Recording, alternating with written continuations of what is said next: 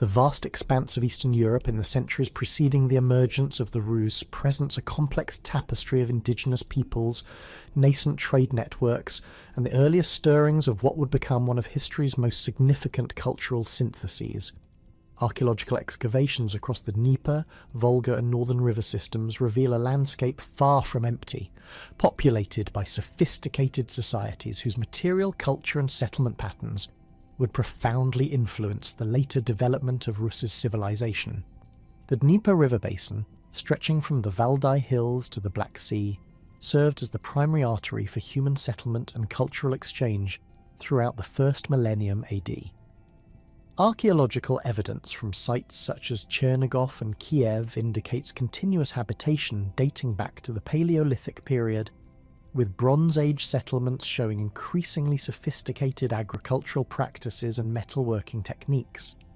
The Chernigov culture, flourishing between the 2nd and 5th centuries AD, left extensive traces of fortified settlements along the middle Dnieper, characterized by distinctive pottery styles, advanced ironworking, and evidence of long-distance trade connections extending to the Roman Empire. Excavations at Gnezdovo, near modern Smolensk, have uncovered one of the most significant archaeological complexes in Eastern Europe, revealing layers of occupation spanning several centuries. The site's strategic position at the confluence of trade routes demonstrates the importance of river junctions in early settlement patterns. Burial mounds at Gnezdovo contain artifacts ranging from Byzantine coins to Scandinavian weapons, indicating the cosmopolitan nature of these early trading centres. The presence of Arabic silver dirhams in substantial quantities suggests established commercial relationships extending far beyond the immediate region. The Volga River system presented an equally complex archaeological landscape, with Finno-Ugric peoples establishing permanent settlements along its banks as early as the 1st millennium BC. The Dyakovo culture, centred around the upper Volga and Oka rivers, developed distinctive hill forts characterised by elaborate earthwork defences and evidence of specialised craft production. Archaeological findings from these sites include bone and antler tools, iron weapons, and pottery decorated with intricate geometric patterns that would later influence Slavic decorative traditions. Finno-Ugric tribal territories extended across vast swaths of northern and central Russia, with the Meria people occupying the region between the Volga and Oka rivers, while the Muroma controlled territories along the lower Oka. These groups developed sophisticated fishing and hunting economies, supplemented by limited agriculture in favourable locations. Their settlements typically featured semi-subterranean dwellings, constructed with wooden frameworks and covered with earth, designed to withstand the harsh northern winters.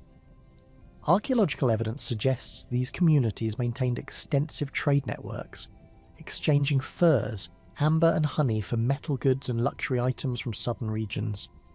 Baltic tribal territories encompassed much of present-day Lithuania, Latvia, and parts of Belarus and northwestern Russia. The Baltic peoples, including the Prussians, Lithuanians, and Latvians, developed distinct material cultures characterized by sophisticated metalworking, particularly in bronze and iron. Their burial practices, involving elaborate grave goods and distinctive pottery styles, provide insight into complex social hierarchies and belief systems.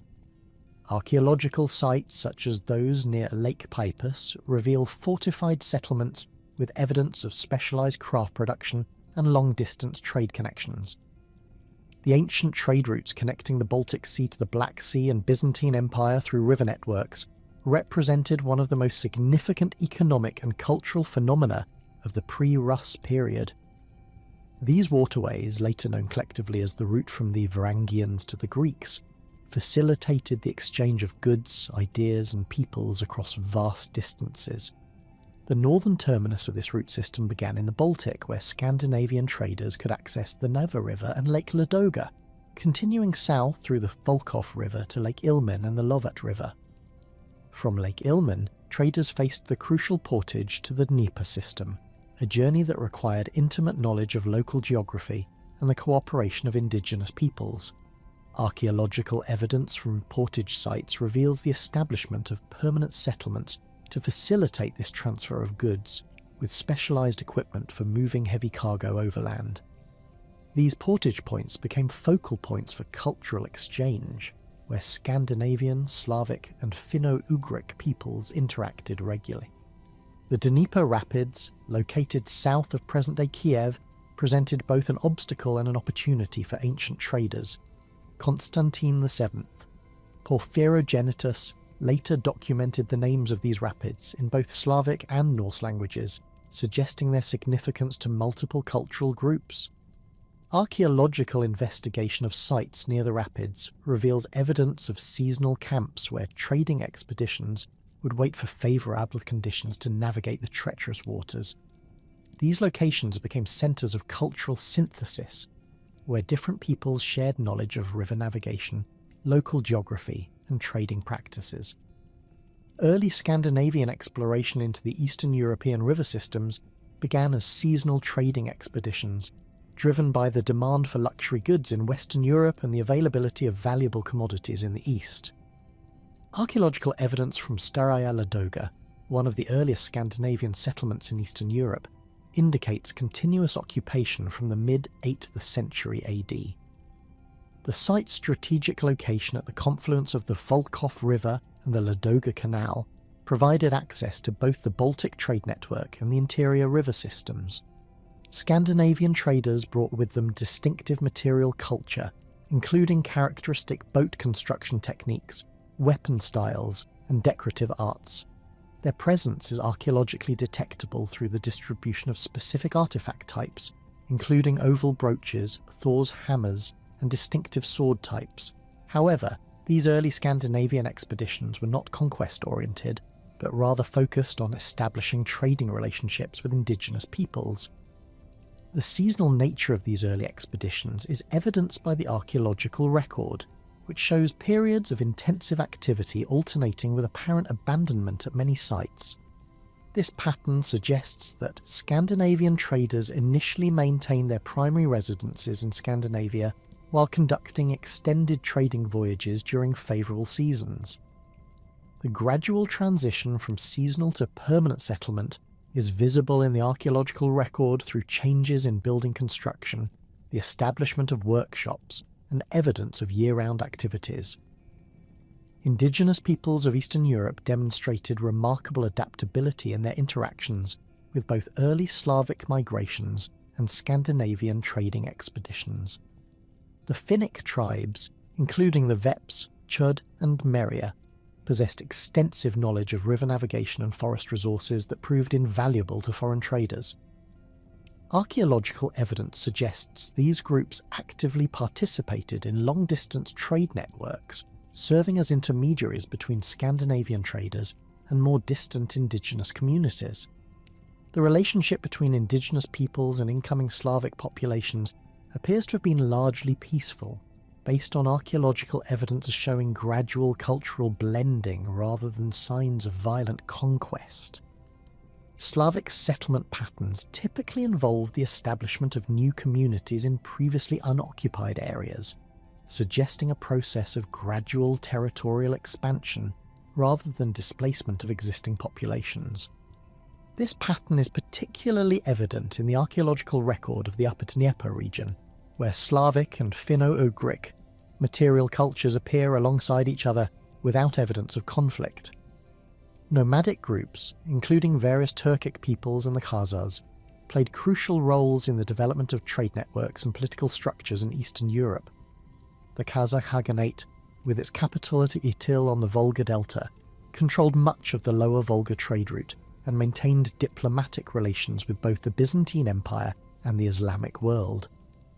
Archaeological evidence from Khazar sites reveals a sophisticated urban culture, with evidence of diverse religious practices and extensive commercial activities. The interaction between sedentary and nomadic peoples created a complex web of relationships that would profoundly influence the later development of Rus's society. Nomadic groups provided military expertise and knowledge of steppe warfare, while sedentary populations contributed agricultural surplus and craft specialization. This symbiotic relationship is evidenced in archaeological sites where nomadic and sedentary material cultures appear together, suggesting periods of peaceful coexistence and mutual benefit. The material culture of pre-Slavic Eastern Europe reveals sophisticated technological traditions that would later influence Rus's development. Metalworking techniques, particularly in iron and bronze, reached high levels of sophistication among various indigenous groups. Archaeological finds include elaborately decorated weapons, jewellery and tools that demonstrate advanced craftsmanship and artistic sensibilities. These technological traditions were gradually incorporated into Slavic material culture through processes of cultural exchange and intermarriage. Pottery traditions among indigenous peoples show remarkable diversity and sophistication, with distinctive regional styles that persisted even after Slavic settlement.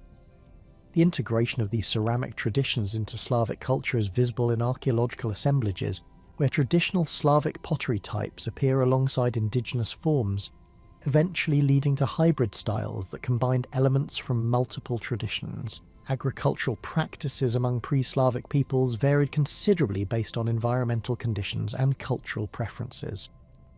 The fertile black earth regions of the forest steppe zone supported intensive grain cultivation, while northern forest zones relied more heavily on slash-and-burn agriculture supplemented by hunting, fishing and gathering.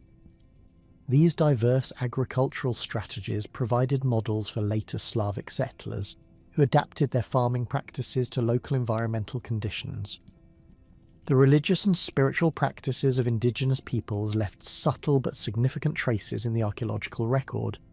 Burial practices, votive deposits, and sacred sites reveal complex belief systems that often incorporated elements of shamanism, ancestor worship, and nature reverence.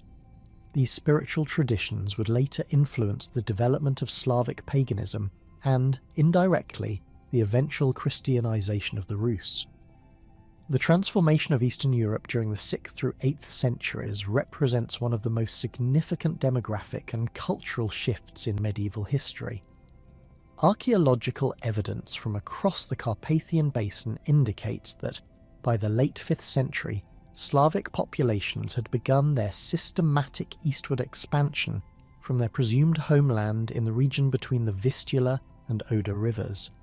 This migration was not a sudden exodus, but rather a gradual process spanning several generations, driven by a combination of population pressure, climatic changes, and the political upheavals that followed the collapse of Hunnic power in Central Europe. The earliest Slavic settlements east of the Carpathians appear in the archaeological record around 550 AD, concentrated initially along the upper reaches of the Dniester and Prut rivers. These pioneering communities established the characteristic Slavic settlement pattern that would define their expansion. Small agricultural villages positioned near reliable water sources, typically consisting of 10 to 20 semi-subterranean dwellings arranged in loose clusters. The houses themselves, known from excavations at sites like Rashkov and Salishta, featured rectangular floor plans measuring approximately 4 by 5 metres, with central hearths and storage pits carved directly into the earthen floors. The material culture of these early Slavic settlers shows distinct continuity with their Western predecessors, while gradually incorporating elements from the indigenous populations they encountered. Pottery assemblages from 6th century sites reveal the characteristic handmade vessels with rough surfaces and minimal decoration that define early Slavic ceramic traditions. Iron tools, including ploughshares, sickles, and axes, demonstrate the agricultural focus of these communities, while the relative scarcity of weapons suggests the peaceful nature of the initial expansion phase. As Slavic populations moved eastward, they encountered the complex river systems that would become the backbone of their civilization. The Dnieper River, with its extensive network of tributaries, provided both a transportation route and a source of fertile alluvial soils ideal for agriculture. Archaeological evidence from sites along the middle Dnieper, including Monastyrishke and Kotomel, reveals the establishment of larger settlements by the 7th century, some containing over 50 structures and showing evidence of specialised craft production. The process of Slavic settlement along major waterways followed predictable patterns based on environmental and strategic considerations.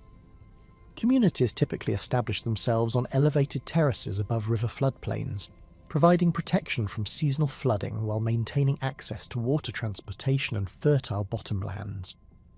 The spacing between settlements averaged 15 to 20 kilometres, suggesting territorial organisation based on the productive capacity of surrounding agricultural lands and the practical limits of community defence. Archaeological investigation of these riverine settlements reveals increasingly sophisticated defensive arrangements as Slavic communities grew in size and wealth. The earliest fortifications consisted of simple earthen ramparts reinforced with wooden palisades, but by the late 7th century, more elaborate defensive systems had emerged. The Gorodiще at Zimno, located on the Bug River, exemplifies this evolution with its complex system of multiple ramparts, ditches, and wooden gate structures that controlled access to the settlement's interior. The development of fortified settlements represented a crucial transition in Slavic society, reflecting both increased prosperity and growing security concerns. These Gorodiště served multiple functions beyond defence, acting as centres for craft production, trade, and political authority. Excavations at Kotomel have revealed evidence of specialised workshops for metalworking, pottery production, and textile manufacture, indicating the emergence of economic specialisation within Slavic communities. The internal organisation of Gorodiště followed consistent patterns across the Slavic expansion zone.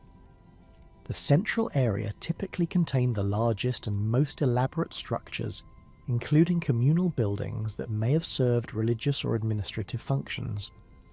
Surrounding these central structures, residential areas were organised in irregular clusters, with evidence suggesting that related families occupied adjacent dwellings.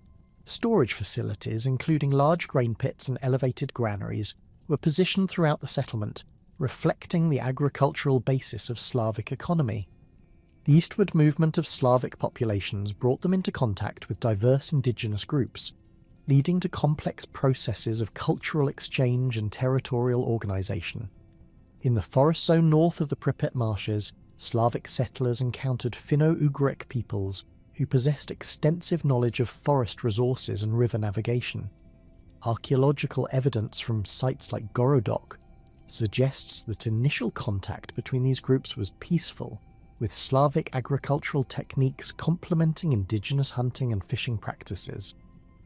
The emergence of distinct Eastern Slavic tribal confederations during the 7th and 8th centuries reflects the maturation of Slavic society and its adaptation to diverse environmental conditions across Eastern Europe.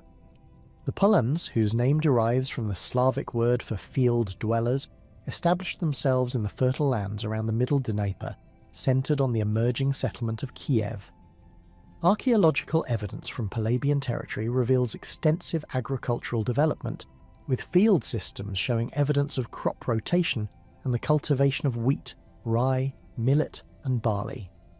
The Drevlians, or forest dwellers, occupied the heavily wooded regions west of the Dnieper, developing an economy that combined slash-and-burn agriculture with extensive exploitation of forest resources.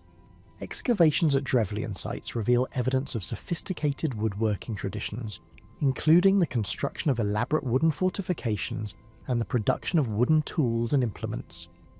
The abundance of iron slag at these sites indicates active metalworking, likely focused on producing agricultural tools and weapons needed for forest clearing and defence. North of Palabian territory, the Severians established control over the lands along the Desna and Siem rivers, developing agricultural practices adapted to the transitional forest steppe environment. Severian settlements show evidence of mixed farming strategies, combining grain cultivation with livestock raising and seasonal hunting. The material culture of Severian sites reflects this economic diversity, with archaeological assemblages containing both agricultural tools and hunting equipment, alongside evidence of trade connections extending south to the steppe regions. The Krivichs emerged as the dominant Slavic group in the northern regions, controlling territories around the headwaters of the Dnieper, Volga, and western Dvina rivers. This strategic position placed them at the centre of emerging trade networks connecting the Baltic Sea with the interior river systems. Archaeological evidence from Krivic settlements reveals early adoption of long-distance trade practices, with finds including Baltic amber, iron ore from bog deposits, and luxury goods from distant regions.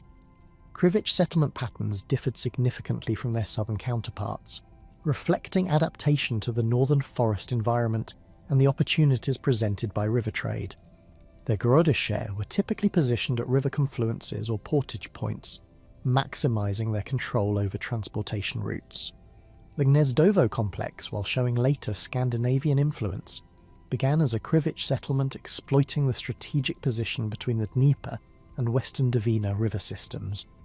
The tribal confederations that emerged during this period were not rigid political entities, but rather loose associations of related communities sharing common cultural practices, dialects, and territorial interests.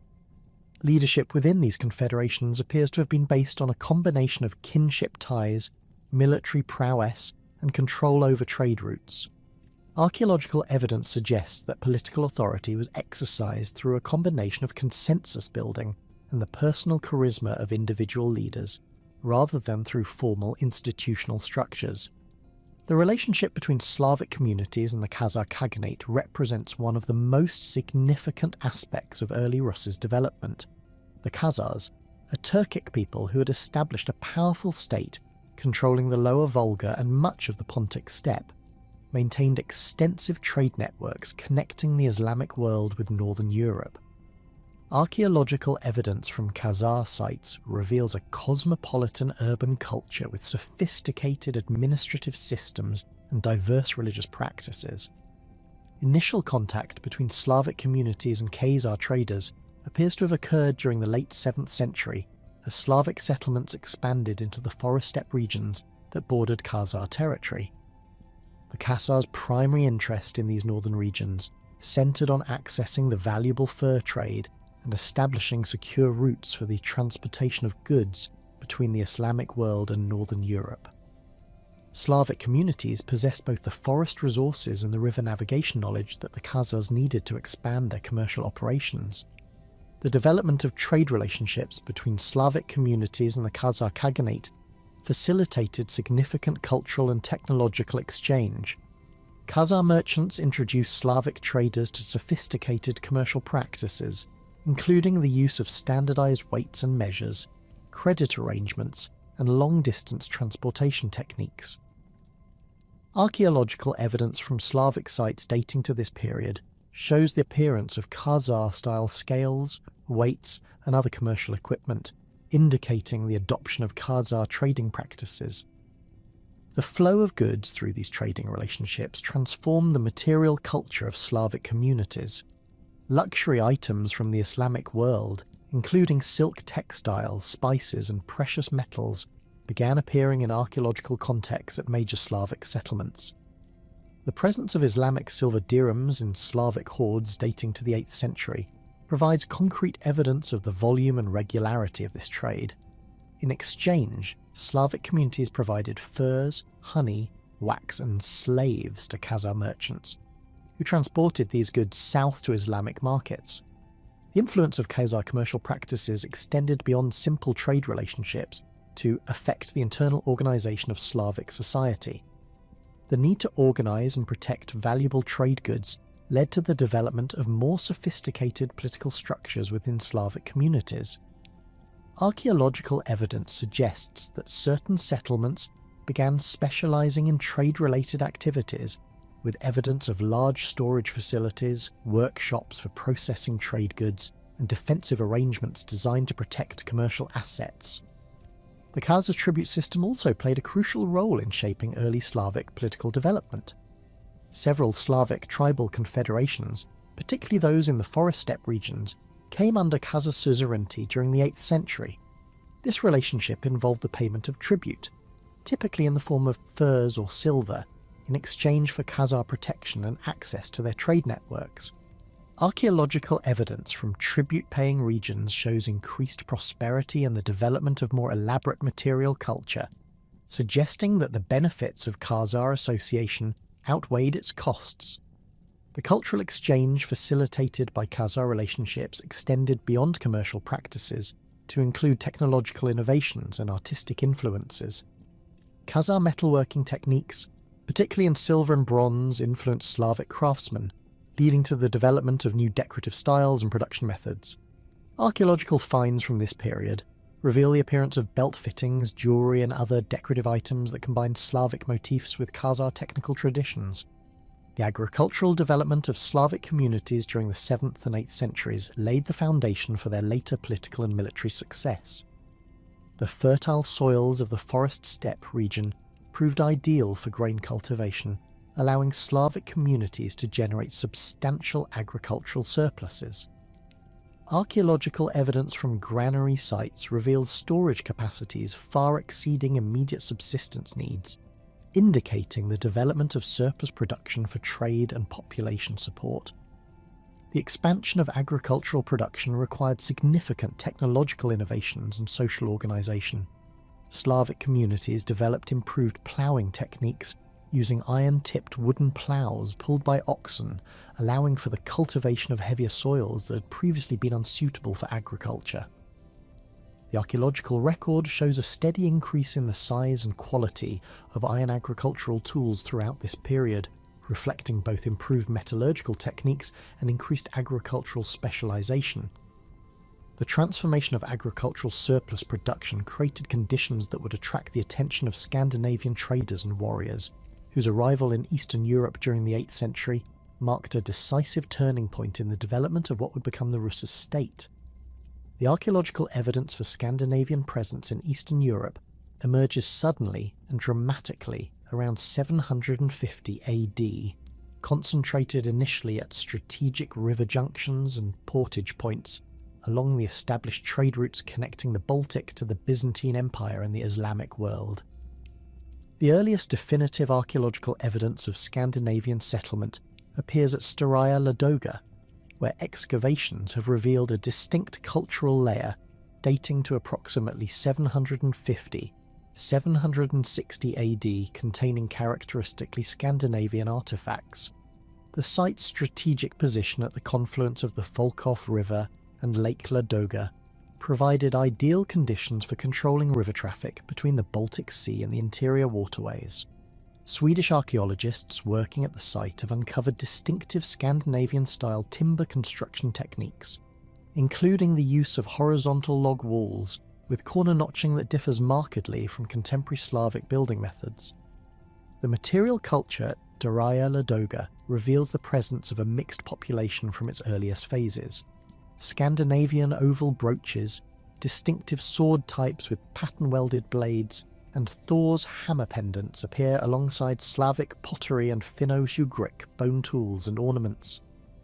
The workshop areas at the site show evidence of specialised craft production, including bead making using imported glass, metalworking facilities for processing both iron and non-ferrous metals, and boat building areas where Scandinavian shipwrights constructed vessels adapted for river navigation.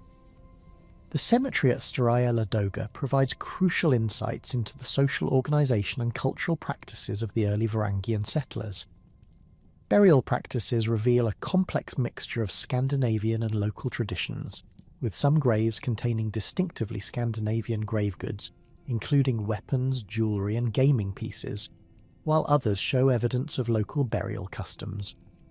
The presence of chamber graves constructed using Scandinavian techniques but containing mixed artefact assemblages suggests rapid cultural adaptation and intermarriage between Scandinavian settlers and local populations. Runic inscriptions found at Staraya Ladoga and other early Scandinavian sites in Eastern Europe provide direct textual evidence of Norse presence and activities. The inscriptions, carved on wooden artefacts, bone implements and stone surfaces, typically contain personal names, ownership marks, and occasional longer texts describing trading activities or religious invocations. The runic alphabet used in these inscriptions corresponds to the younger Futhark system employed in 9th century Scandinavia, confirming the chronology suggested by archaeological dating methods. The expansion of Scandinavian presence from Staraya Ladoga followed the natural progression of the river trade route southward. Archaeological evidence from Gorodische, the settlement that preceded medieval Novgorod, revealed Scandinavian cultural material beginning in the late 8th century. The site's position at the northern end of Lake Ilmen made it a crucial control point for traders moving between the Volkhov river system and the portages leading to the Dnieper watershed. Excavations have uncovered evidence of substantial Scandinavian settlement, including distinctive house types, workshop areas, and burial grounds containing characteristically Norse grave goods. The Gnezdovo complex near Smolensk represents perhaps the most significant archaeological evidence for Varangian settlement and activity in Eastern Europe. The site's enormous cemetery, containing over 3,000 burial mounds, reveals the presence of a substantial and prosperous trading community that flourished from the late 9th through the 10th centuries. The burial practices at Gnezdovo demonstrate the complex cultural synthesis that characterized Varangian settlements, with Scandinavian cremation rituals adapted to local conditions and combined with Slavic and Finno-Ugric burial traditions. The grave goods from Gnezdovo burials provide extraordinary insight into the material wealth and cultural connections of the Varangian trading communities. Weapons found in the burials include pattern-welded swords of Frankish manufacture, Scandinavian-style axes and spearheads, and archery equipment reflecting both Norse and nomadic steppe traditions. The presence of Islamic silver coins, Byzantine jewellery, and Western European glass beads demonstrates the extensive trade networks controlled by the Gnezdovo community. The establishment of Varangian trading posts followed strategic considerations based on river geography and existing settlement patterns. The most successful Varangian settlements were positioned at natural bottlenecks in the river systems, where geography forced all traffic to pass through specific points. The Dnieper Rapids south of Kyiv created one such choke point, where Varangian traders established seasonal camps to assist merchant expeditions in navigating the treacherous waters. Archaeological evidence from these sites reveals temporary structures designed for processing and protecting trade goods during the dangerous passage. The fortified nature of Varangian settlements reflects both their wealth and their vulnerable position as foreign minorities controlling valuable trade routes. The defensive arrangements at sites like Gnezdovo included substantial earthen ramparts reinforced with timber palisades and stone foundations.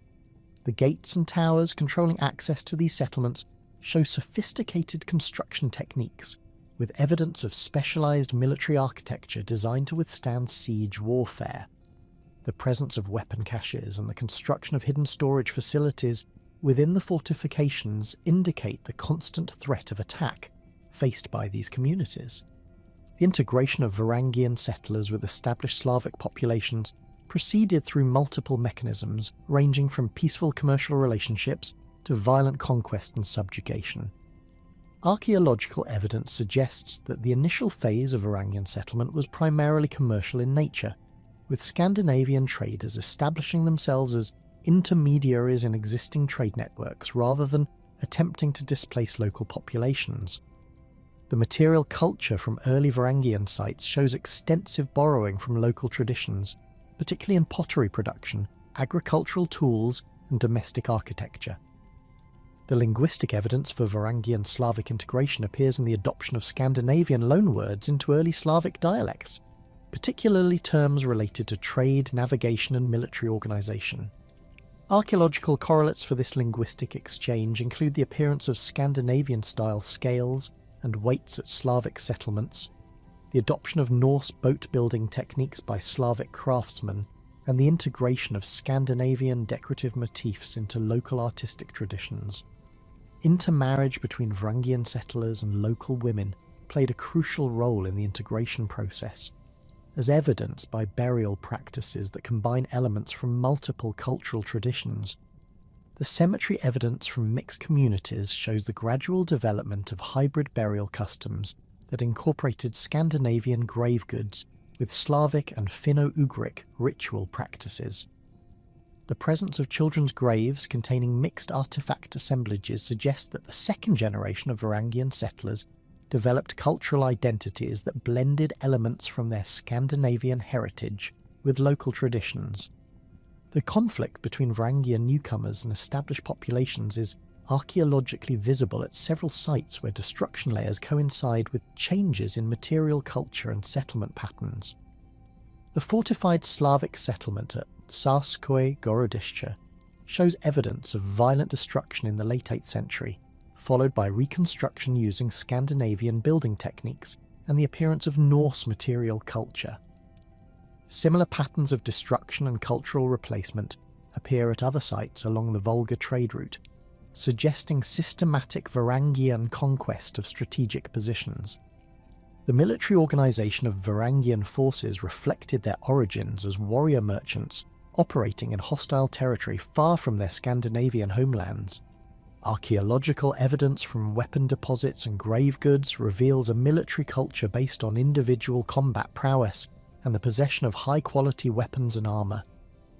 The typical Varangian warrior carried a pattern-welded sword, often of Frankish manufacture, along with a broad-bladed axe, spears and archery equipment. The presence of mail armour and metal helmets in wealthy graves indicates the substantial investment required to equip professional warriors. The tactical advantages possessed by Varangian military forces included superior weapons technology, professional training, and mobility provided by their mastery of river navigation. The Scandinavian tradition of combining seafaring with warfare translated effectively to the river systems of Eastern Europe, where Varangian forces could move rapidly between widely separated targets while maintaining secure supply lines through their control of waterborne transportation. The archaeological record shows evidence of Varangian military camps positioned at strategic river junctions, designed to control both land and water routes. The role of Varangian warriors as mercenaries in the service of established Slavic rulers appears in the archaeological record through the presence of Scandinavian weapons and burial practices at major Slavic political centres. The employment of Varangian military specialists by Slavic princes provided both groups with mutual benefits. The Slavs gained access to superior military technology and professional warriors, while the Varangian secured political protection and commercial privileges. This relationship is archaeologically visible in the presence of mixed cultural assemblages at elite burial sites and the construction of fortifications using both Scandinavian and Slavic techniques. The transformation of Varangian military leaders into territorial rulers represents a crucial development in the formation of early Rus's political structures. Archaeological evidence from sites like Rurikovo Gorodishche near Novgorod reveals the gradual evolution of Varangian trading posts into permanent political centres. The construction of elaborate residential complexes, the establishment of craft workshops under princely control, and the development of administrative buildings indicate the transition from commercial to political authority. The administrative capabilities that Varangian rulers brought to their territories included sophisticated record-keeping systems, standardized weights and measures, and established diplomatic protocols for dealing with foreign powers. Archaeological evidence for these administrative innovations includes the appearance of lead seals used for authenticating documents, standardized silver ingots used as currency, and the construction of specialized buildings for conducting official business. The adoption of these Scandinavian administrative practices by Slavic communities facilitated the development of more complex political organizations. The relationship between Varangian rulers and the tribute-paying populations under their control is archaeologically visible through changes in settlement patterns and material culture distribution. The establishment of Varangian political authority led to the concentration of wealth and craft production at major political centres, while rural settlements show evidence of increased agricultural production to support tribute obligations. The archaeological record reveals the development of specialised craft workshops producing goods specifically for tribute payment, including standardised fur processing facilities and workshops for producing luxury items demanded by foreign trading partners. The proto-state formations that emerged under Varangian leadership combined Scandinavian military and commercial expertise with Slavic agricultural production and local knowledge of river navigation.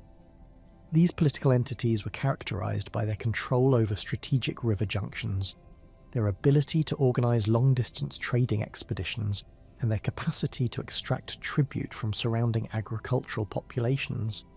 The archaeological evidence for these early states includes the construction of major fortified centres, the establishment of satellite settlements to control territory, and the development of specialised economic activities to support state functions. The military retinues that formed the core of Varangian political power consisted of professional warriors bound to their leaders through personal loyalty and the expectation of sharing in the profits of trading and raiding expeditions.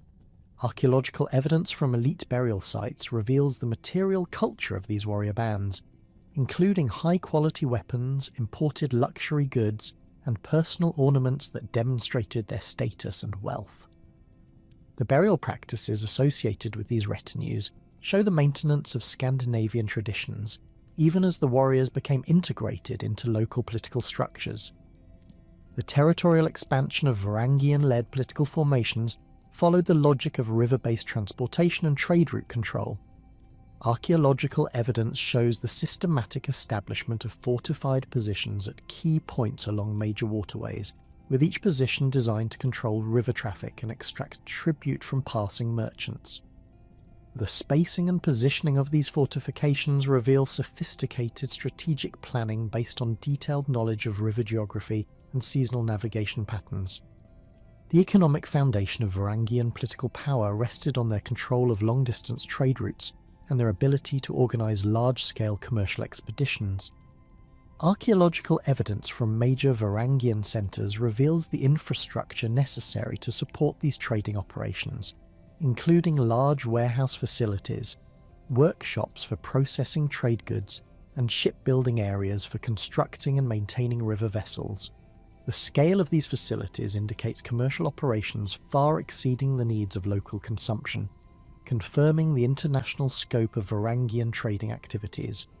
The consolidation of Varangian commercial and military power throughout the river systems of Eastern Europe created the preconditions for the political transformation that would define the emergence of the Rus' state.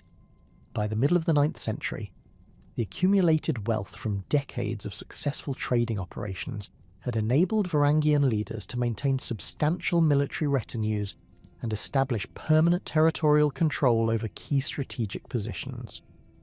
The archaeological evidence from this period reveals a dramatic shift in settlement patterns, with the construction of larger fortified centres and the development of hierarchical relationships between major strongholds and their dependent territories.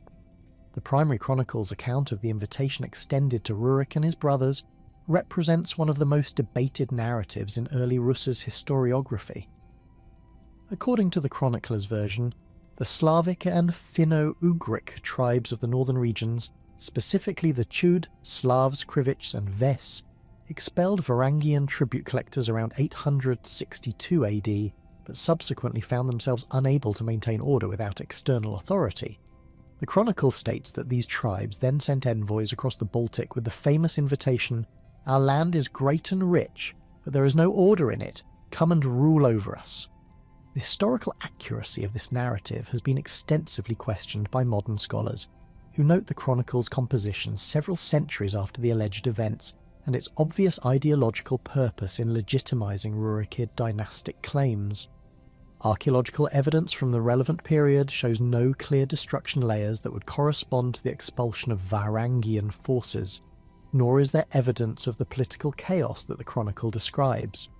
Instead, the material record suggests a continuity of Varangian presence and gradual consolidation of their authority, rather than dramatic rupture and restoration. The legendary elements of the invitation story become apparent when compared with similar foundation narratives from other medieval societies.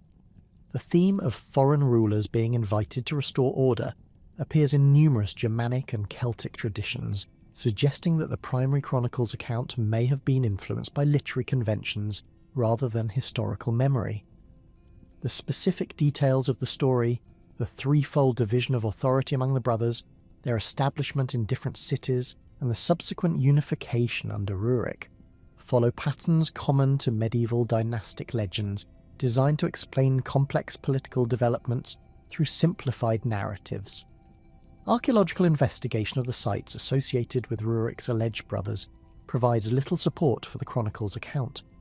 Beluzero, where Cineas supposedly established his authority, shows no evidence of major political developments during the 860s that would correspond to the arrival of a new ruler. Similarly, Izborsk, the alleged seat of Truvor, reveals continuous development throughout the 9th century without the dramatic changes that might be expected from the establishment of new political authority.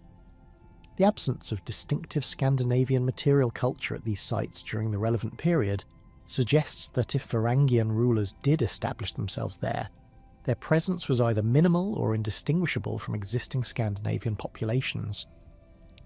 The figure of Rurik himself presents particular historical challenges, as the primary chronicle provides virtually no details about his background, activities, or achievements beyond the basic framework of his invitation and establishment in Novgorod. Some historians have attempted to identify him with Rorik of Dorestad, a Danish Viking leader active in Frisia during the mid-9th century, but this identification remains speculative and is not supported by definitive evidence. The archaeological record from Rurikovo Gorodishche, the settlement near Novgorod that bears his name, reveals continuous Scandinavian presence from the early 9th century, but provides no clear evidence for a specific ruler or dramatic political transition in the 860s. The establishment of Rurik's rule in Novgorod, as described in the primary chronicle, represents the formalisation of Varangian political authority that had been developing gradually throughout the first half of the 9th century. Archaeological evidence from Rurikovo Gorodishche reveals substantial construction activity during this period, including the expansion of defensive fortifications and the construction of large residential complexes that suggest the presence of a significant ruling elite. The site's strategic position at the northern end of Lake Ilmen provided control over the crucial water routes connecting the Baltic trade networks with the interior river systems. The material culture from Rurikovo Gorodishche during the mid-9th century demonstrates the cosmopolitan nature of the emerging Rus's political centre. Excavations have uncovered artefacts from across the known world, including Islamic silver coins, Byzantine silk textiles, Frankish weapons, and amber from the Baltic shores. The presence of specialised workshops for metalworking, bead production, and textile manufacture indicates the concentration of skilled craftsmen under princely patronage. The scale and sophistication of these workshop operations suggest production levels far exceeding local consumption, confirming the site's role as a major centre for long-distance trade. The founding of the Rurikid dynasty, whether historical or legendary, established the political framework that would govern the Rus's territories for the next 7 centuries. The dynastic principle introduced by the Varangian rulers differed significantly from the tribal leadership structures that had previously characterized Slavic political organization. Instead of authority based on kinship ties within local communities or temporary military leadership, the Rurikid system established hereditary rule transmitted through patrilineal descent. This innovation provided political stability and continuity that enabled the development of more complex state structures. Archaeological evidence for the implementation of dynastic authority appears in the construction of permanent royal residences and the establishment of administrative centres throughout Varangian-controlled territories. The fortified complexes at major centres like Gniezdovo, Sarsko-Gorodishche and Shestovitsa reveal architectural features designed to house ruling elites and their retinues on a permanent basis. These structures included large halls for ceremonial gatherings, private residential quarters for the ruling family, and storage facilities for tribute collection and redistribution. The administrative innovations introduced by the Rurikid dynasty drew upon Scandinavian traditions of royal governance while adapting to the specific conditions of Eastern European river-based territories. The archaeological record reveals the development of standardized weights and measures, the establishment of regular tribute collection systems, and the creation of permanent military garrisons at strategic locations. Lead seals bearing runic inscriptions provide evidence for the development of documentary administration, while the distribution of standardized silver ingots suggests the implementation of regular taxation and payment systems. Archaeological evidence supporting the emergence of centralized authority in key trading settlements becomes particularly visible during the second half of the 9th century. The construction of monumental earthwork fortifications at sites like Gniezdovo required the coordination of substantial labour forces and the investment of significant resources in non-productive activities. The scale of these undertakings indicates the presence of political authorities capable of organising large-scale public works projects and commanding the loyalty or obedience of substantial populations. The cemetery evidence from major trading centres reveals the emergence of distinct social hierarchies that correspond to the development of centralised political authority. The burial practices at Gnezdovo show clear differentiation between elite graves containing elaborate weapon sets, imported luxury goods, and evidence of human sacrifice, and simpler burials reflecting the material culture of dependent populations. The most elaborate burials include chamber graves constructed using Scandinavian techniques, but containing artifact assemblages that reflect the cosmopolitan nature of Rus's elite culture. The distribution of Islamic silver coins throughout the territories under Rurikid control provides quantitative evidence for the expansion and intensification of centralised authority.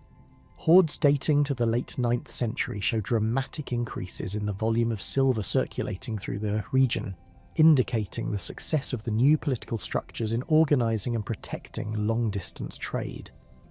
The standardisation of coin weights and the evidence for systematic clipping and testing of silver quality suggest the development of sophisticated monetary systems under princely control. The fortification systems that emerged during this period reveal the military capabilities that supported centralised authority. The defensive arrangements at Rurikovo-Gorodische included multiple lines of earthen ramparts reinforced with timber palisades and stone foundations. The gates controlling access to the settlement featured complex entrance systems designed to channel attackers through killing zones while providing defenders with protected firing positions.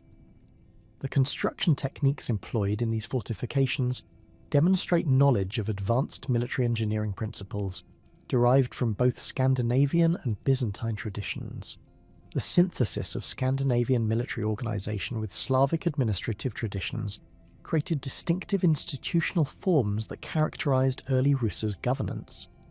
The Varangian tradition of warrior bands bound to their leaders through personal loyalty was adapted to incorporate Slavic concepts of territorial authority and tribute collection from agricultural populations.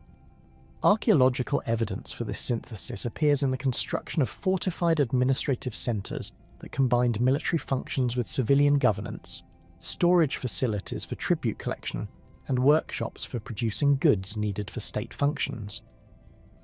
The military retinues that formed the core of Rurikid power retained their Scandinavian character, while gradually incorporating local elements.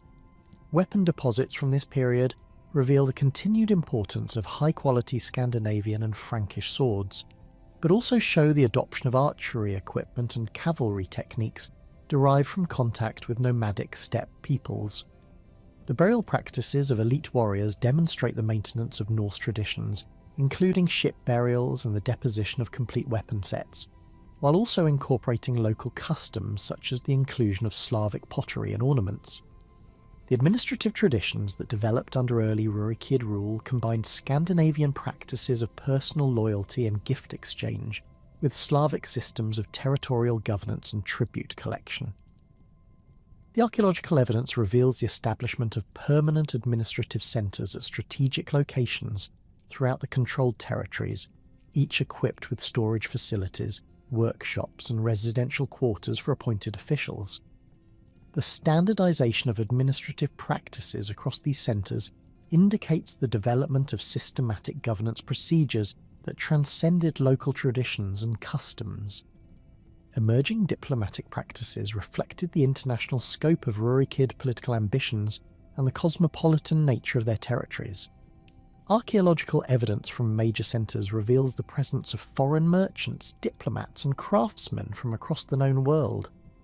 The construction of specialised quarters for foreign residents, the establishment of interpreters and guides familiar with multiple languages, and the development of protocols for receiving foreign embassies indicate the sophistication of early Rus's diplomatic capabilities.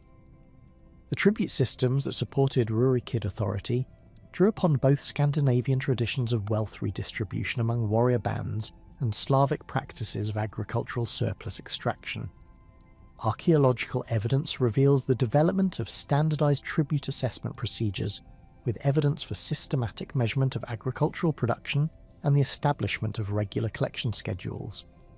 The storage facilities at major centres were designed to accommodate large quantities of diverse tribute goods, including furs, honey, wax, grain, and craft products. The territorial organisation that emerged under Rurikid rule reflected the geographic realities of river-based transportation and the strategic requirements of controlling long-distance trade routes. The placement of administrative centres followed the natural progression of major waterways, with each centre positioned to control river traffic and coordinate with neighbouring installations. The archaeological evidence reveals a hierarchical system of settlements, with major centres exercising authority over networks of smaller fortified positions and unfortified agricultural communities. The integration of diverse populations under Rurikid authority required the development of flexible governance systems that could accommodate different cultural traditions while maintaining political unity.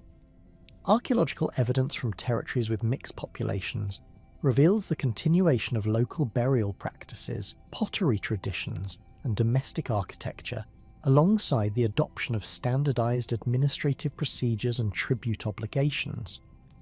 This pattern suggests a pragmatic approach to governance that prioritized political control and economic extraction over cultural uniformity. The economic foundations of Rurikid power extended beyond simple tribute collection to include direct involvement in craft production and trade organisation. Archaeological evidence from major centres reveals the establishment of workshops producing goods specifically for long-distance trade, including standardised fur processing facilities, metalworking shops producing weapons and tools for export, and textile workshops creating products for foreign markets.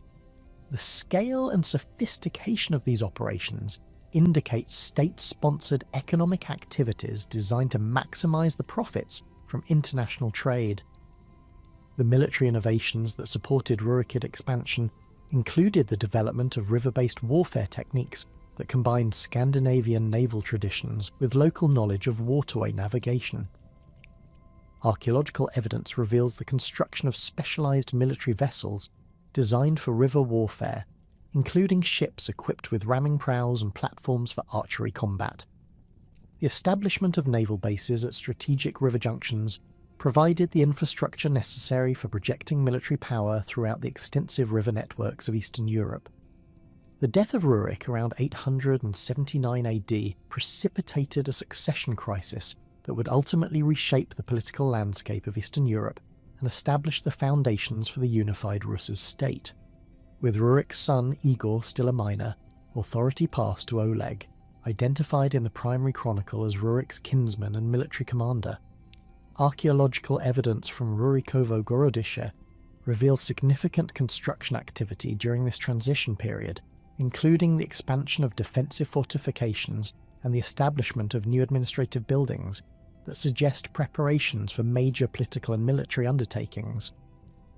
Oleg's assumption of regency marked a decisive shift from the relatively localised authority exercised by earlier Varangian rulers to a systematic programme of territorial expansion and political consolidation.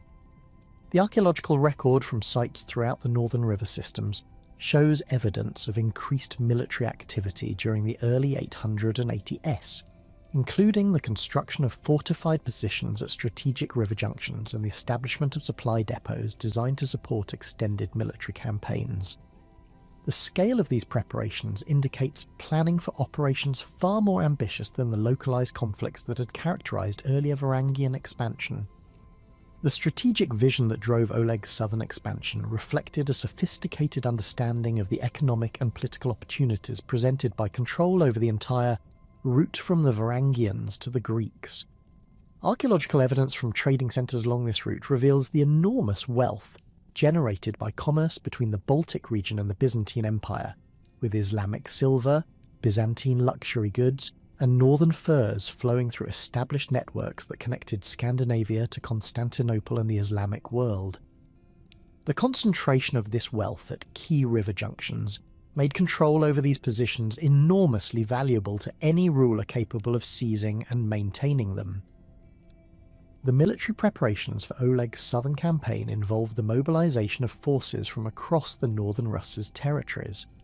Archaeological evidence from weapon deposits and burial sites dating to this period reveals the assembly of substantial military forces equipped with standardized weapons and armor.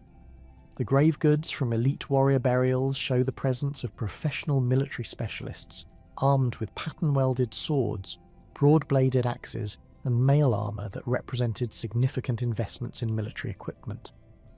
The standardization of weapon types and the evidence for centralized production of military equipment indicate systematic preparation for large-scale warfare. The expedition that culminated in the conquest of Kyiv began with the systematic reduction of fortified positions along the Dnieper route. Archaeological evidence from sites like Gnezdovo reveals signs of military activity during the early 880s, including destruction layers that correspond to the period of Oleg's southern advance. The reconstruction of these sites following their capture shows the implementation of standardized fortification designs and administrative arrangements that reflect centralized political control rather than local autonomy. The approach to Kiev required careful coordination of both land and river-based forces, as the city's position on the high western bank of the Dnieper provided natural defensive advantages that could not be overcome through simple assault. Archaeological investigation of the approaches to Kiev reveals evidence of temporary military camps positioned to control river traffic while maintaining secure supply lines to the north. The placement of these camps demonstrates sophisticated military planning that took into account both the seasonal variations in river levels and the defensive capabilities of the target city. The Primary Chronicle's account of Oleg's deception in capturing Kiev describes how he concealed his warriors in boats and presented himself as a peaceful merchant before revealing his true identity and overwhelming the city's defenders. While the specific details of this narrative may reflect literary embellishment, archaeological evidence supports the general picture of a carefully planned operation that achieves surprise through the use of disguised forces.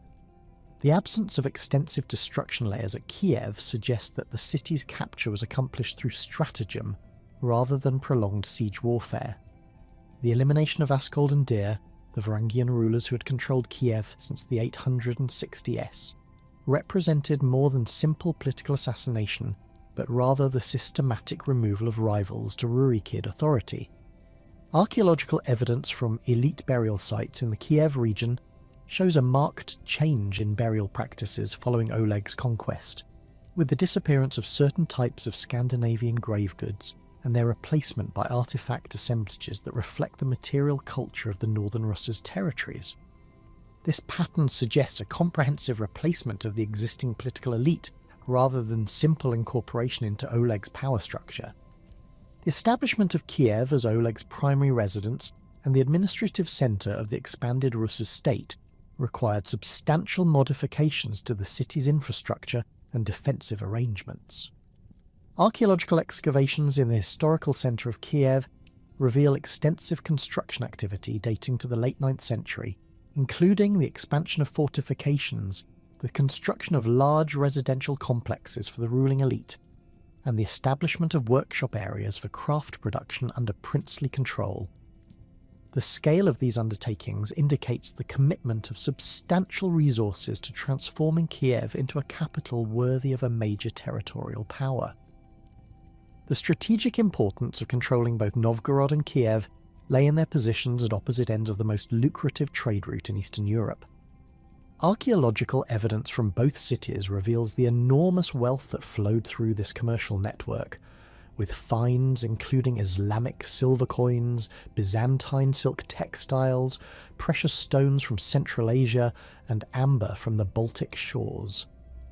The volume of luxury goods present at these sites far exceeds what could be supported by local production, confirming their roles as major international trading centres whose control provided access to unprecedented wealth.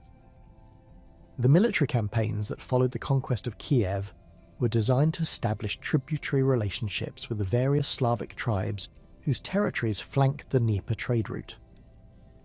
Archaeological evidence from tribal territories shows signs of military pressure during this period, including the construction of new fortifications and the presence of weapon deposits that suggest preparation for conflict. The material culture from these sites reveals the gradual adoption of Rus' administrative practices and the appearance of goods that indicate participation in the expanded trade networks controlled by Oleg's forces. The subjugation of the Drevlians required sustained military pressure against a population whose forest territories provided natural defensive advantages. Archaeological evidence from Drevlian settlements reveals signs of systematic destruction followed by reconstruction under Rus' supervision. The establishment of fortified administrative centres in Drevlian territory provided bases for tribute collection and the suppression of resistance movements. The tribute obligations imposed on the Drevlians included furs, honey and wax, products that were essential components of the international trade networks that formed the economic foundation of Rus' power. The incorporation of the Severians into Oleg's tributary system required different tactics, as their territories along the Desna and Siem rivers provided alternative routes that could be used to bypass Rus' control over the main Dnieper route. Archaeological evidence from Severian settlements shows the establishment of Rus' administrative presence at key river junctions, with fortified positions designed to monitor and control river traffic. The tribute arrangements with the Severians included both traditional forest products and agricultural surplus, reflecting the mixed economy of the forest-steppe region they inhabited. The campaign against the Radomichs demonstrated Oleg's systematic approach to eliminating alternative sources of political authority that might challenge Rus' control over tributary populations. The Radomichs had previously paid tribute to the Khazars, and their incorporation into the Rus' system required the displacement of Khazar influence from territories that had been under their control for several generations. Archaeological evidence from Radomich territory reveals the destruction of Khazar-affiliated trading posts and their replacement by fortifications built using Rus' construction techniques. The confrontation with Khazar authority represented a major escalation in the scope of Oleg's territorial ambitions, as the Khazar Khaganate remained a formidable military and political power with extensive resources and established diplomatic relationships throughout the region. Archaeological evidence from the border regions between Rus' and Khazar territories reveals the construction of substantial fortifications designed to withstand attacks by nomadic cavalry forces. The defensive arrangements at these sites include features specifically adapted to counter-steppe warfare tactics, including multiple lines of earthen ramparts and obstacles designed to disrupt cavalry charges. The tribute systems established by Oleg throughout the conquered territories represented a sophisticated administrative achievement that required the coordination of collection procedures across vast distances and diverse populations. Archaeological evidence reveals the standardization of tribute assessment methods, with uniform procedures for measuring and evaluating different types of goods. The establishment of regular collection schedules and the construction of storage facilities at strategic locations provided the infrastructure necessary for systematic extraction and transportation of tribute goods to major trading centres. The administrative innovations implemented during Oleg's reign included the appointment of governors to oversee tributary territories and the establishment of permanent garrisons to enforce compliance with tribute obligations. Archaeological evidence from administrative centres reveals the construction of specialised buildings for housing appointed officials and their retinues, along with facilities for storing and processing tribute goods. The standardisation of administrative practices across these centres indicates the development of systematic governance procedures that could be implemented consistently throughout the expanded Rus' territories. The military organisation that supported Oleg's conquests combined the traditional Varangian warrior band structure with innovations adapted to the requirements of territorial control and administration. Archaeological evidence from military sites reveals the presence of professional warrior units equipped with standardised weapons and supported by logistical systems capable of maintaining forces in the field for extended periods. The burial practices of elite warriors show the continued importance of personal loyalty to military leaders, while also reflecting the development of more formal military hierarchies. The economic integration of the conquered territories into the Rus' trade network required substantial investments in transportation infrastructure and commercial facilities. Archaeological evidence reveals the construction of the improved portage routes between river systems, the establishment of warehouse facilities at major trading centres, and the development of standardised weights and measures that facilitated commercial transactions. The scale of these undertakings indicates state-sponsored economic development designed to maximise the profits from expanded territorial control.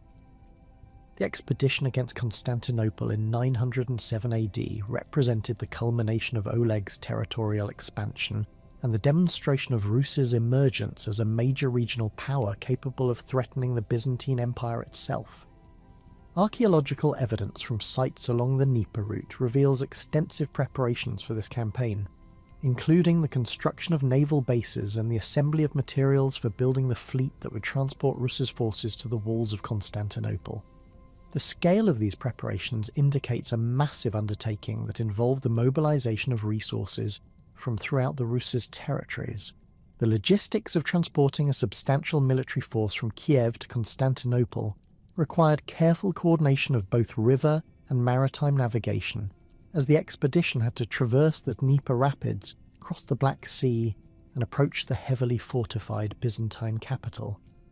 Archaeological evidence from temporary camps along the route reveals the infrastructure necessary to support such an undertaking, including facilities for repairing and maintaining vessels, supply depots for storing provisions, and defensive positions to protect the expedition from attacks by hostile populations along the route.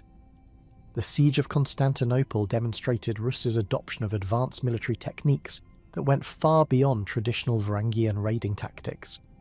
The primary chronicle's description of Oleg's forces placing their ships on wheels and sailing across land to bypass the chain blocking the Golden Horn, while possibly embellished, reflects the innovative approaches employed by Rus' military engineers.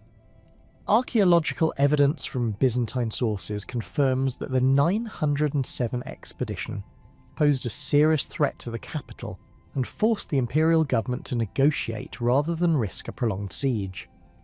The peace treaty negotiated between Oleg and the Byzantine Emperor Leo VI established the framework for regular commercial and diplomatic relationships between the Rus and the Byzantine Empire.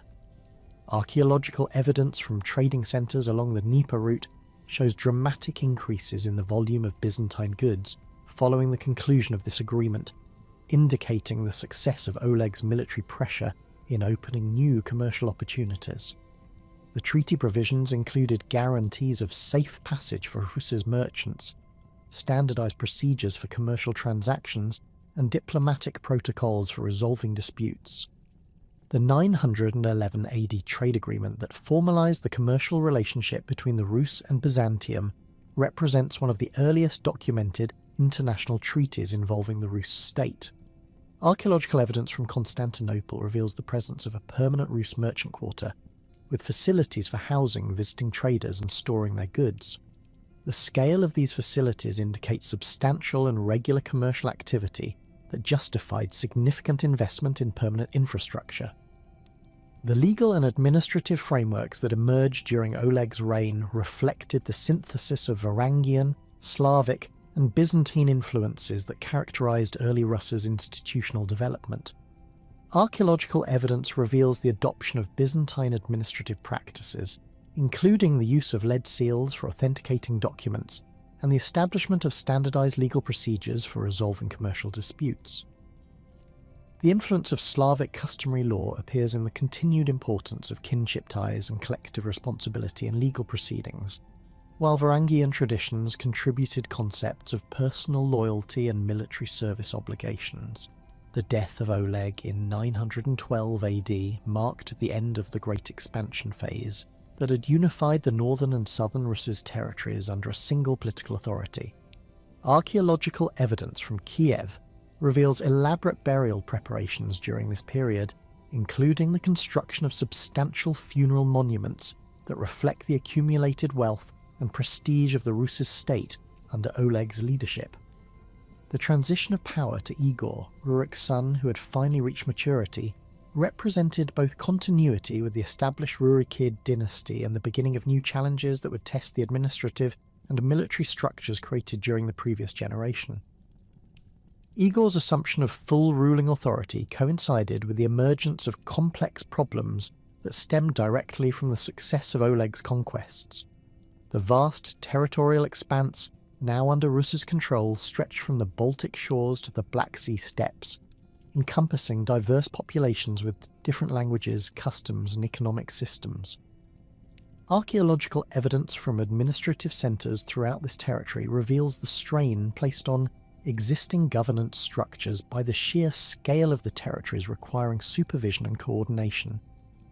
The standardised administrative procedures that had worked effectively during the conquest phase proved inadequate for the long-term management of such extensive and diverse holdings. The challenge of maintaining control over tributary populations became particularly acute as the initial shock of conquest faded and local populations began to reassess their relationships with their Rus's overlords. Archaeological evidence from tribal territories reveals increasing signs of fortification construction and weapon accumulation during the early years of Igor's reign, suggesting growing resistance to continued tribute obligations. The material culture from these sites shows attempts to reduce dependence on Rus-controlled trade networks through the development of alternative commercial relationships and local craft production. The Drevlian territories presented the most persistent challenge to Igor's authority, as their forest environment provided natural defensive advantages, while their traditional economy based on hunting, beekeeping and limited agriculture generated surplus products that were essential to Rus's trade networks. Archaeological excavations at Drevlian settlements reveal evidence of systematic efforts to evade tribute obligations, including the concealment of valuable goods in hidden storage pits and the development of alternative trading relationships that bypassed Rus's commercial networks. The discovery of weapon caches at multiple Drevlian sites indicates preparation for armed resistance to continued tributary status. The economic pressures that drove Igor's increasingly aggressive tribute collection policies stemmed from the enormous costs of maintaining the military and administrative apparatus necessary to control the expanded Rus territories. Archaeological evidence from major centres reveals the substantial resources required to support professional military units, maintain fortifications, and fund the diplomatic and commercial activities that sustained relationships with Byzantium and other foreign powers. The scale of these expenditures created constant pressure for increased revenue extraction from tributary populations. The military organisation that Igor inherited from Oleg required continuous financing to maintain its effectiveness, as professional warriors expected regular payment in the form of silver, luxury goods, and opportunities for profitable military expeditions. Archaeological evidence from warrior burial sites during this period reveals the continued importance of high-quality weapons and imported luxury goods in maintaining the loyalty of military elites. The expense of equipping and maintaining these forces created an ongoing need for tribute revenue that often exceeded the productive capacity of tributary populations. The administrative burden of governing diverse populations across vast distances required the development of more sophisticated bureaucratic structures than had been necessary during the conquest phase. Archaeological evidence reveals the expansion of administrative facilities at major centres, including the construction of specialised buildings for record keeping, the establishment of permanent quarters for appointed officials, and the development of communication systems for coordinating activities across the territory. The costs associated with these administrative innovations added to the financial pressures that drove increasingly intensive tribute collection. The relationship between the Rus' state and the Byzantine Empire during Igor's reign reflected both the commercial opportunity created by Oleg's military successes and the ongoing tensions that resulted from competing interests in the Black Sea region. Archaeological evidence from trading centres along the Dnieper route reveals continued growth in commercial activity with Byzantium, but also shows signs of periodic disruptions that suggest diplomatic and military conflicts. The material culture from this period includes both Byzantine luxury goods that indicate successful trade relationships and weapon deposits that suggest preparation for military confrontations. The naval expeditions that Igor launched against Byzantine territories represented attempts to maintain the military pressure that had proven effective during Oleg's reign, while also providing opportunities for his warriors to acquire wealth through raiding activities. Archaeological evidence from coastal sites in the Black Sea region reveals the impact of these expeditions, including destruction layers at Byzantine settlements and the presence of Rus's military equipment at sites along the traditional raiding routes. The scale of these operations required substantial logistical preparation, including the construction of naval bases and the assembly of materials for building and maintaining large fleets. The 941 AD expedition against Constantinople demonstrated both the continued military capabilities of the Rus state and the limitations of relying primarily on raiding for revenue generation. Archaeological evidence from preparation sites along the Dnieper reveals the massive scale of this undertaking, with facilities for assembling and equipping a fleet that contemporary sources describe as consisting of over 1,000 vessels. The logistical requirements for such an expedition included not only the construction and provisioning of ships, but also the coordination of forces from throughout the Rus' territories. The Byzantine response to Igor's 941 expedition revealed the empire's development of effective countermeasures against Rus naval attacks, including the use of Greek fire and improved naval tactics that neutralized many of the advantages that had contributed to earlier Rus' successes. Archaeological evidence from Byzantine coastal fortifications shows substantial improvements in defensive arrangements during this period, including the construction of specialized facilities for deploying incendiary weapons against attacking fleets. The failure of Igor's expedition demonstrated the need for more sophisticated military planning and the limitations of traditional raiding tactics against well-prepared defenders. The 944 AD campaign that resulted in a renewed treaty with Byzantium reflected Igor's adaptation to the changed strategic situation in the Black Sea region. Archaeological evidence suggests that this expedition was planned more carefully than its predecessor, with better intelligence gathering and more realistic assessment of Byzantine defensive capabilities. The successful negotiation of favourable commercial terms demonstrated that diplomatic pressure backed by credible military threat could achieve results that pure military action had failed to accomplish. The treaty provisions negotiated in 944 AD expanded Rus's commercial privileges within the Byzantine Empire, while also establishing more detailed procedures for resolving disputes and preventing conflicts. Archaeological evidence from the Rus merchant quarter in Constantinople reveals substantial expansion of facilities during this period, indicating increased commercial activity following the successful negotiations.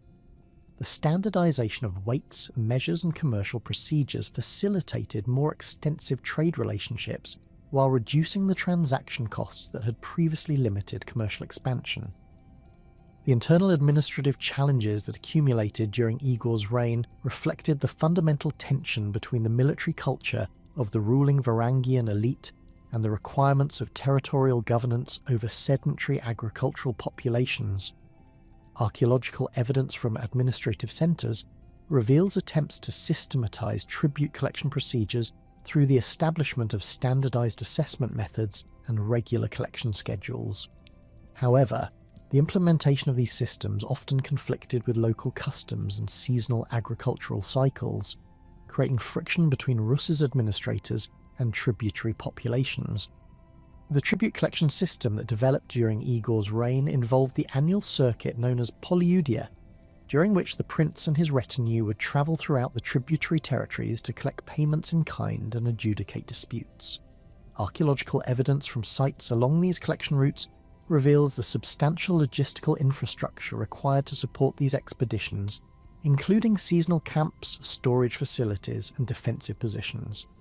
The material culture from these sites shows the enormous quantities of goods collected through this system, including furs, honey, wax, grain, and craft products that form the basis of Rus international trade. The increasing burden of tribute obligations created growing resentment among tributary populations, particularly as the initial justification of protection from external enemies became less relevant with the establishment of secure borders. Archaeological evidence from tribal territories reveals signs of economic strain, including the abandonment of marginal agricultural areas and the concentration of population in more defensible locations.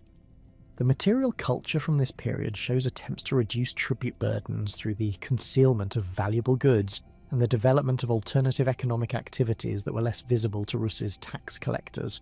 The Drevlian revolt that culminated in Igor's death in 945 AD represented the most serious challenge to Rus authority since the initial conquest period. Archaeological evidence from Drevlian territories reveals extensive preparations for armed resistance, including the construction of new fortifications, the accumulation of weapons, and the establishment of alternative trade networks that reduce dependence on Rus-controlled commerce. The scale of these preparations indicates that the revolt was not a spontaneous uprising, but rather a carefully planned resistance movement that had been developing over several years. The immediate cause of the Drevlian revolt appears to have been Igor's attempt to collect tribute twice in a single year, a violation of established custom that provided the pretext for organised resistance. Archaeological evidence from the site of Igor's death near Iskorostan reveals signs of a substantial military confrontation, including weapon deposits and evidence of fortification construction that suggest the Drevlians were prepared for extended warfare. The material culture from this site includes both Rus's military equipment and Drevlian weapons, indicating that the conflict involves significant forces on both sides. The manner of Igor's death, as described in later sources involving his torture and execution by the Drevlians, reflected the accumulated resentment that had built up over decades of tribute collection and the desire to send a clear message about the consequences of excessive demands. Archaeological evidence from Drevlian burial sites during this period reveals the presence of high-status grave goods that may have been taken from Rus's officials, suggesting that the revolt involved systematic attacks on the administrative apparatus that supported tribute collection throughout Drevlian territory. The succession crisis that followed Igor's death threatened the stability of the entire Rus' state. As his heir Sviatoslav was still a child, and the military and administrative structures that supported central authority required effective leadership to function properly. Archaeological evidence from major centres reveals signs of reduced construction activity and administrative disruption during the immediate aftermath of Igor's death, suggesting that the crisis had significant impacts on the normal functioning of the government. The material culture from this period shows evidence of hoarding behaviour and defensive preparations that indicate widespread uncertainty about the political future. Olga's assumption of regency represented a remarkable political achievement, as the acceptance of female authority in a society dominated by warrior culture required exceptional personal capabilities and careful management of competing interests.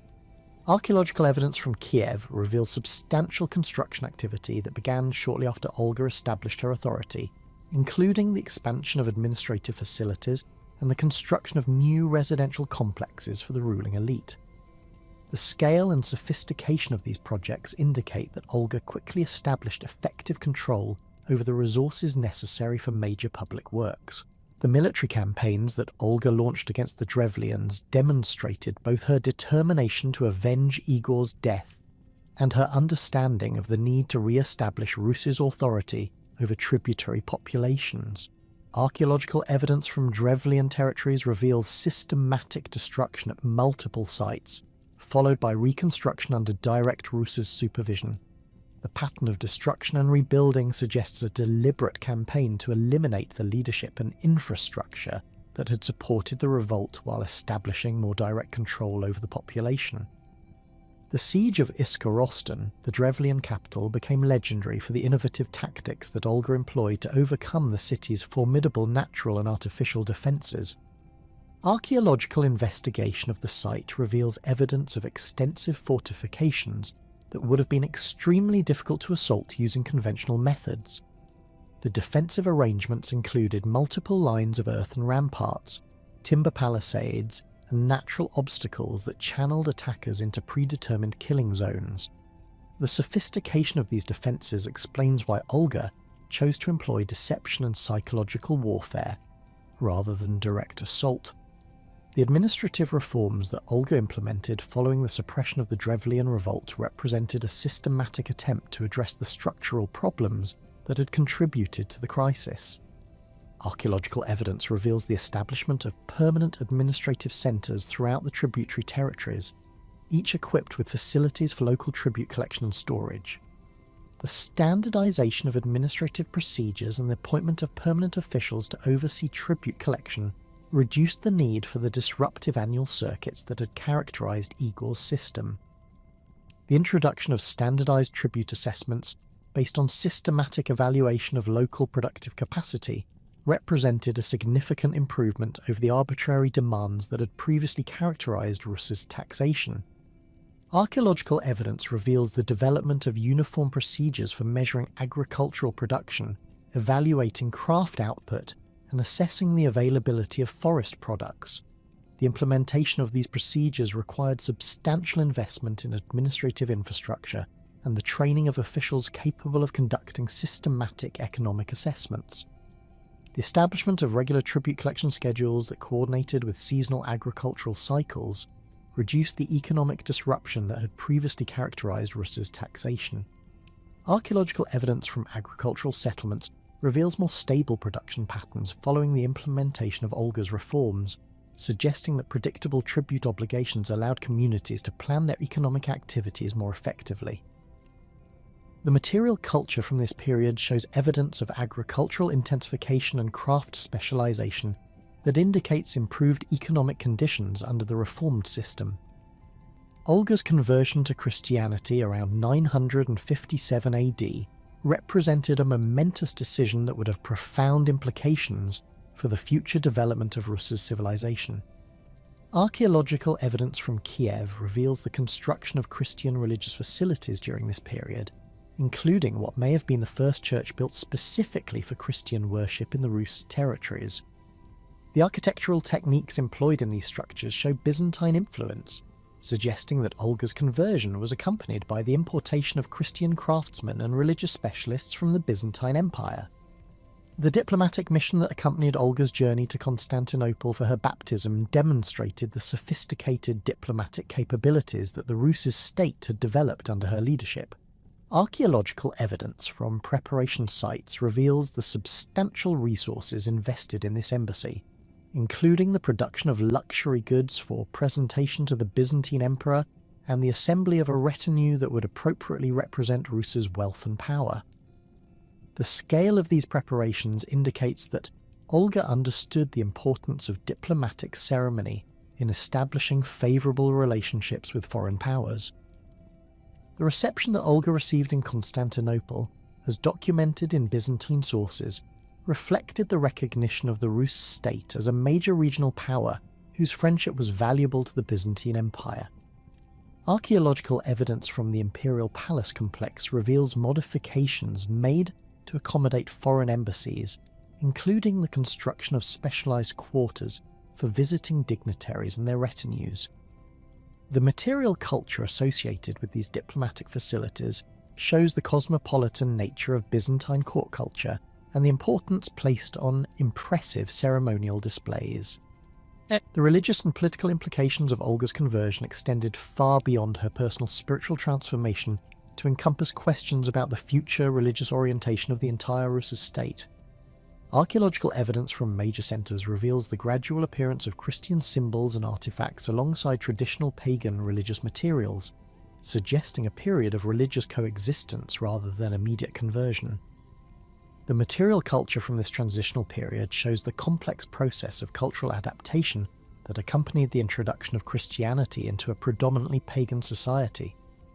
The resistance to Christianity among the traditional military elite reflected their attachment to the pagan religious traditions that had provided spiritual justification for their warrior culture. Archaeological evidence from elite burial sites reveals the continued importance of traditional pagan burial practices, including the deposition of weapons and the construction of burial mounds that reflected pre-Christian religious beliefs. The persistence of these practices indicates that Olga's conversion did not immediately transform the religious orientation of Rus's society as a whole. The administrative innovations that Olga introduced during her regency established institutional frameworks that would continue to function effectively long after her death. Archaeological evidence reveals the development of permanent record-keeping systems, including the use of written documents for administrative purposes and the establishment of archives for storing important governmental records. The adoption of these Byzantine administrative practices represented a significant advance in governmental sophistication that enhanced the effectiveness of central authority while reducing the personal burden on individual rulers. The regency period under Olga's careful administration had stabilised the internal structures of the Rus' state, but by the 960s, a new generation of warriors had emerged who possessed neither personal memory of the devastating Drevlian revolt nor appreciation for the administrative complexities that had required Olga's patient diplomatic solutions. Sviatoslav Igorovich, reaching maturity around 962 AD, embodied the aggressive military culture that had originally established Varangian dominance in Eastern Europe, but had been temporarily moderated by the practical requirements of territorial governance. Archaeological evidence from Kiev reveals substantial changes in the material culture of the ruling elite during this period, with increased emphasis on military equipment and the appearance of weapons and armour styles that reflected contact with diverse military traditions from across the Eurasian steppe. The warrior prince who emerged to claim his inheritance represented a fundamental departure from the cautious consolidation that had characterised his mother's regency. Contemporary accounts describe Sviatoslav as a ruler who preferred military campaigns to administrative duties, sleeping on the ground with his soldiers and carrying only the most essential equipment during his constant travels between battlefields. Archaeological evidence from temporary military camps along his campaign routes reveals the Spartan conditions that Sviatoslav and his forces accepted during their extended expeditions, with minimal shelter construction and evidence of rapid movement between widely separated theatres of operation. The military culture that Sviatoslav embodied drew inspiration from diverse sources that reflected the cosmopolitan nature of the Rus' territories and their extensive contacts with neighbouring peoples. Archaeological finds from warrior graves dating to this period reveal weapons and equipment that combine Scandinavian traditions with innovations derived from contact with Byzantine, Khazar and nomadic steppe military practices. The presence of specialised cavalry equipment alongside traditional infantry weapons indicates the development of more flexible military formations, capable of adapting to different tactical situations and terrain conditions. The strategic situation that Sviatoslav inherited included ongoing tensions with the Khazar Khaganate, whose control over the lower Volga trade routes continued to limit Rus commercial expansion into the lucrative markets of Central Asia and the Islamic world. Archaeological evidence from the border regions between Rus and Khazar territories reveals the construction of substantial fortifications designed to control river traffic and monitor nomadic movements across the steppe frontier. The scale of these defensive works indicates that both powers recognised the inevitability of eventual military confrontation over control of the eastern trade networks.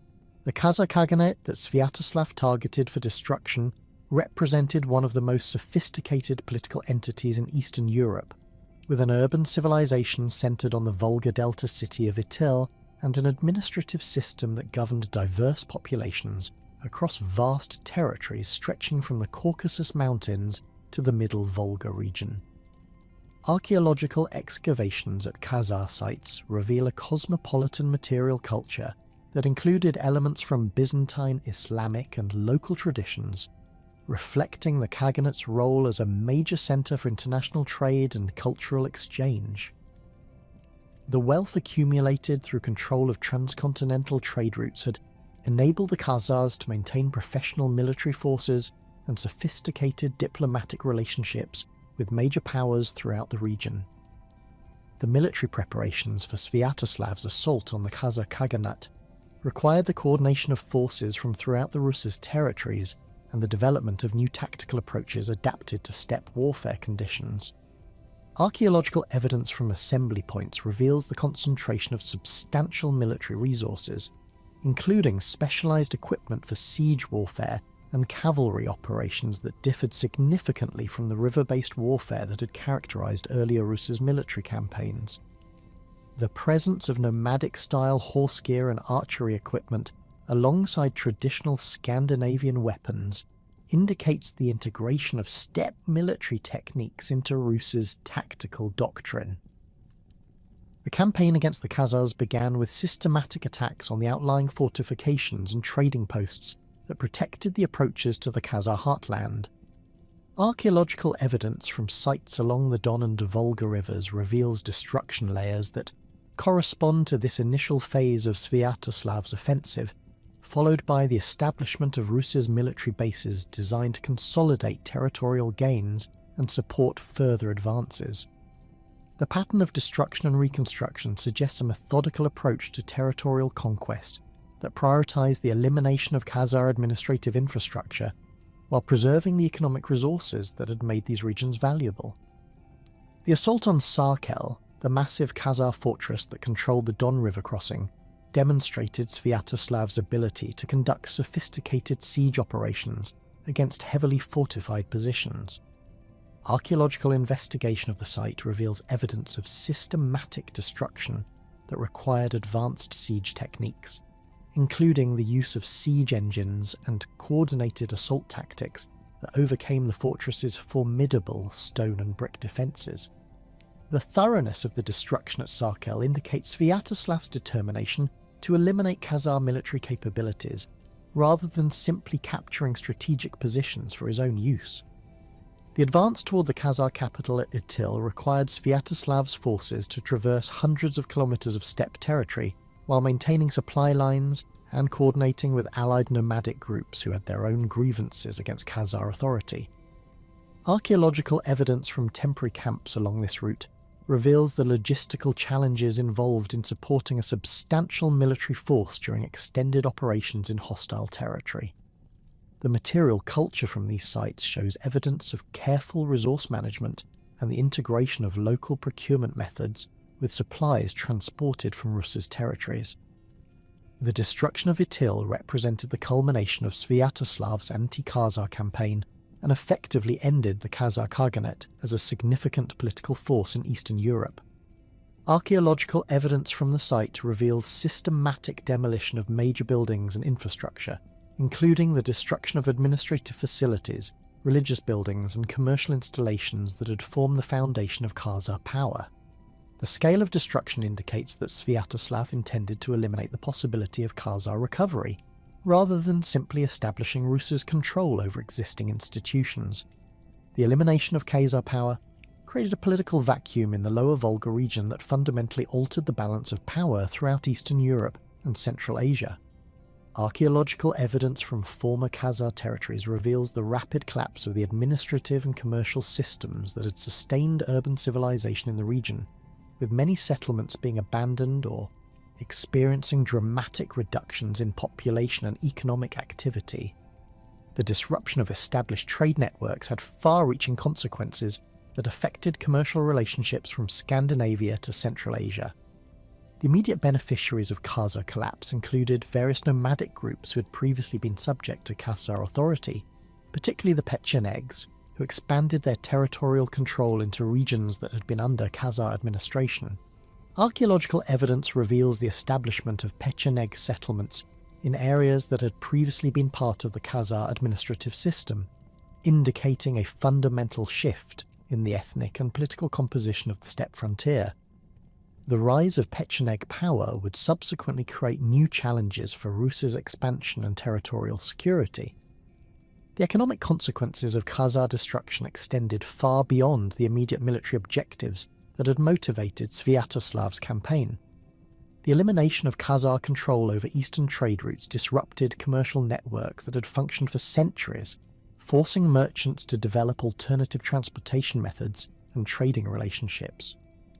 Archaeological evidence from trading centres throughout the region reveals significant changes in the types and quantities of goods being exchanged, with particular impacts on the flow of Islamic silver and Central Asian luxury goods that had previously moved through Khazar-controlled networks.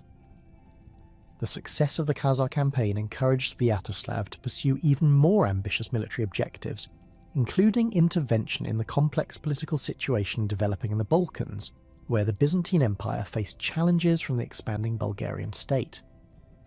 Archaeological evidence from preparation sites reveals the assembly of substantial military forces for operations far from the Rus' heartland, including specialised equipment for siege warfare and naval operations that would be necessary for campaigns in the Danube region. The scale of these preparations indicates that Sviatoslav viewed the Balkan intervention as an opportunity for territorial expansion rather than simply a military expedition for plunder. The invitation from Byzantine Emperor Nicephorus II Phocas to attack the Bulgarian state represented a diplomatic opportunity that aligned with Sviatoslav's military ambitions, while providing official justification for intervention in Balkan affairs. Archaeological evidence suggests that Sviatoslav recognised the potential for establishing permanent Rus' control over the mouth of the Danube River, which would provide access to alternative trade routes and reduce dependence on the traditional Dnieper route that remained vulnerable to nomadic interference. The strategic advantages of controlling both the Dnieper and Danube river systems would have given the Rus state unprecedented influence over trade between Northern Europe and the Byzantine Empire. The initial phase of Sviatoslav's Bulgarian campaign achieved rapid success against Bulgarian forces that were unprepared for the tactical innovations and military intensity that characterised Rus' warfare.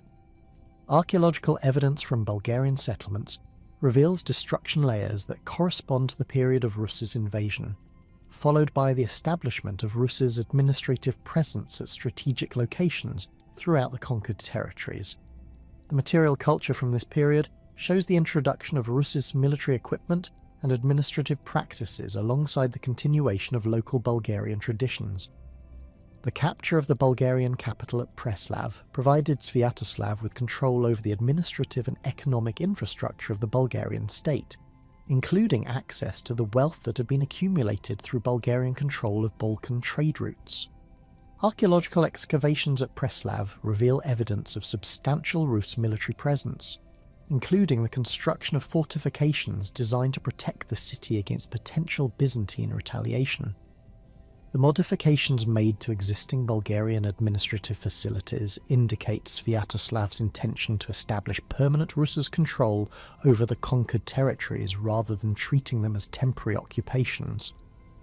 The establishment of Rus' authority in Bulgaria required the integration of diverse military traditions, as Sviatoslav's forces incorporated Bulgarian cavalry techniques and siege warfare methods that were adapted to Balkan terrain and fortification styles.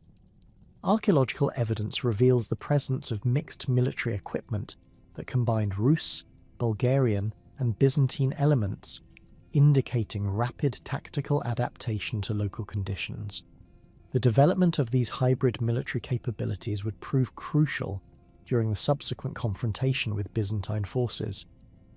The Byzantine response to Sviatoslav's Bulgarian success revealed the empire's recognition that Rus' control over the Danube region posed an unacceptable threat to Byzantine security and commercial interests. Archaeological evidence from Byzantine military preparations reveals the assembly of substantial forces equipped with specialised siege equipment and naval capabilities designed to counter Rus' tactical advantages. The scale of Byzantine military mobilisation indicates that the empire viewed the Rus' presence in Bulgaria as an existential threat requiring decisive military action. The arrival of Byzantine forces under John Tzimiskes initiated a series of campaigns that demonstrated the evolution of Rus' military capabilities through their adaptation to sustained warfare against the most sophisticated military power in the medieval world. Archaeological evidence from battlefield sites reveals the presence of advanced military equipment on both sides, including Byzantine Greek fire apparatus and Rus' siege engines that had been adapted from various sources. The material culture from these confrontations shows the technological innovation that resulted from prolonged military competition between major powers. The siege of Dorostelon represented the climactic confrontation between Rus' and Byzantine forces, with both sides employing their most advanced military techniques and equipment in a struggle that would determine control over the entire Danube region. Archaeological investigation of the site reveals evidence of sophisticated siege warfare, including the construction of elaborate defensive works and the use of advanced siege engines by both attackers and defenders. The duration and intensity of the siege indicate that both sides recognise the strategic importance of the outcome for their future territorial and commercial prospects. The military innovations that emerged during Sviatoslav's campaigns reflected the synthesis of diverse tactical traditions that characterised the cosmopolitan nature of medieval warfare in Eastern Europe. The integration of Scandinavian infantry tactics with nomadic cavalry techniques and Byzantine siege warfare methods created flexible military formations capable of adapting to varied terrain and enemy capabilities. Archaeological evidence reveals the development of specialised equipment designed to support these hybrid tactical approaches, including weapons and armour that combined elements from multiple military traditions. The naval capabilities that Sviatoslav's forces developed during their Danube campaigns represented a significant evolution from the traditional river-based warfare that had characterised earlier Rus' military operations. Archaeological evidence from shipbuilding sites reveals the construction of vessels designed specifically for operations in the challenging conditions of the lower Danube, including ships capable of both river navigation and limited maritime operations in the Black Sea. The technical sophistication of these vessels indicates the rapid development of naval expertise that would have implications for future Rus' military capabilities. The logistical achievements that supported Sviatoslav's extended campaigns in distant theatres demonstrated the administrative and organisational capabilities that the Rus' state had developed under his predecessors.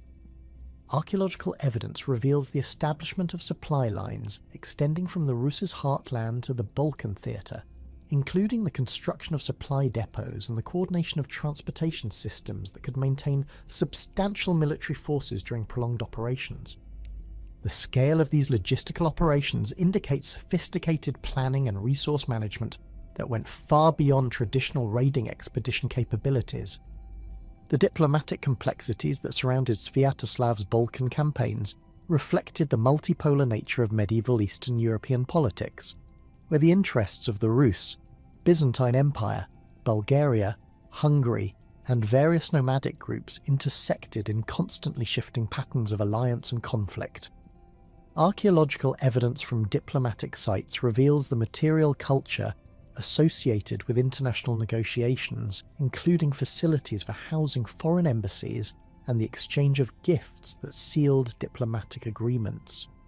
The sophistication of these diplomatic arrangements indicates the recognition of the Rus state as a legitimate participant in the complex diplomatic relationships that governed medieval European politics.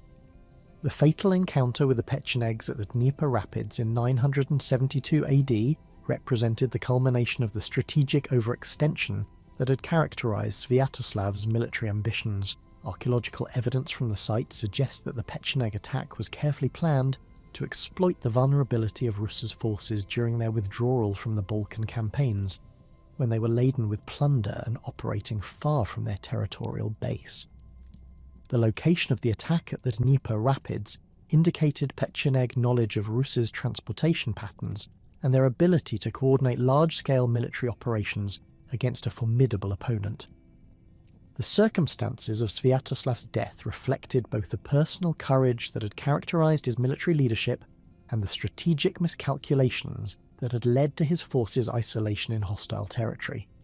Archaeological evidence from the battle site reveals the intensity of the fighting and the presence of high-quality weapons and equipment that indicate the elite nature of the forces involved in the final confrontation. The material culture from this site shows the cosmopolitan nature of the military equipment used by both sides, reflecting the complex cultural exchanges that had characterised Sviatoslav's campaigns. The succession crisis that followed Sviatoslav's death threatened the stability of the entire Rus state, as his territorial conquests had been held together primarily through his personal military leadership, rather than institutional structures capable of functioning independently. Archaeological evidence from major centres reveals signs of administrative disruption and reduced construction activity during the immediate aftermath of his death, indicating the impact of the succession struggle on the normal functioning of the government. The material culture from this period shows evidence of hoarding and defensive preparations that suggest widespread uncertainty about the political future and the possibility of renewed internal conflict.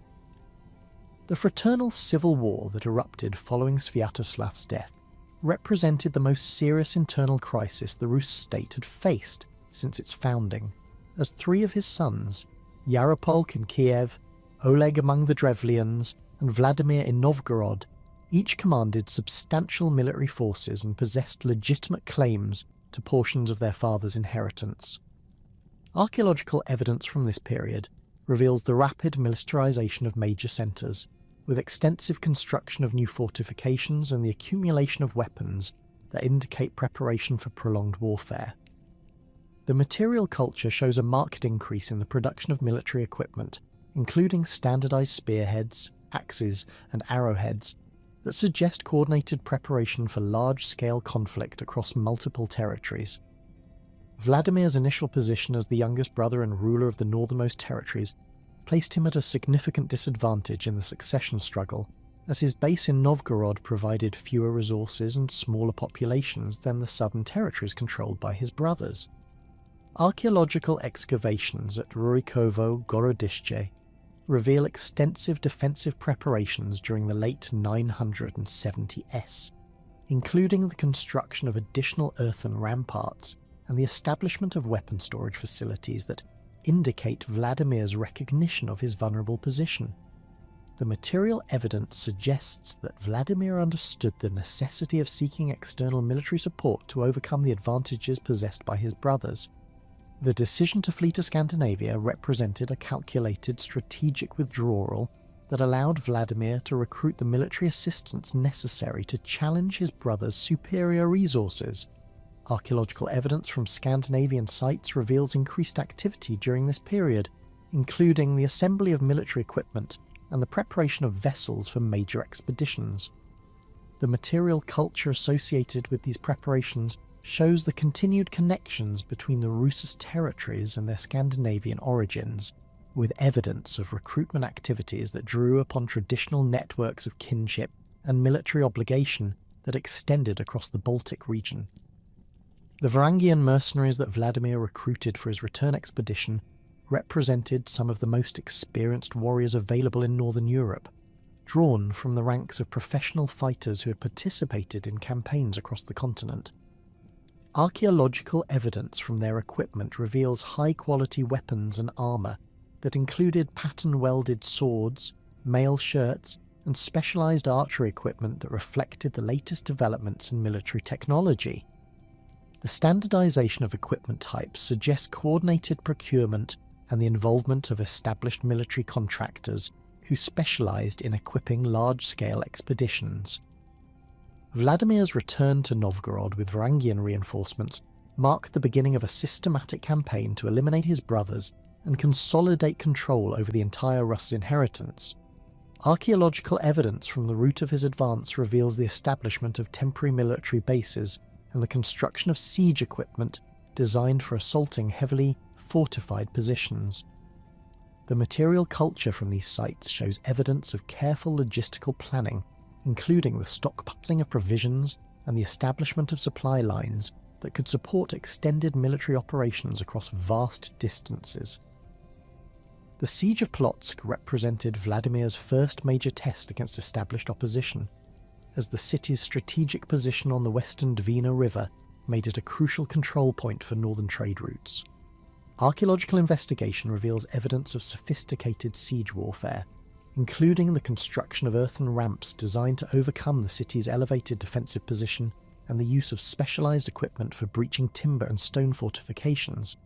The archaeological records show signs of intense fighting, including weapon deposits and evidence of fire damage that indicates the ferocity of the assault.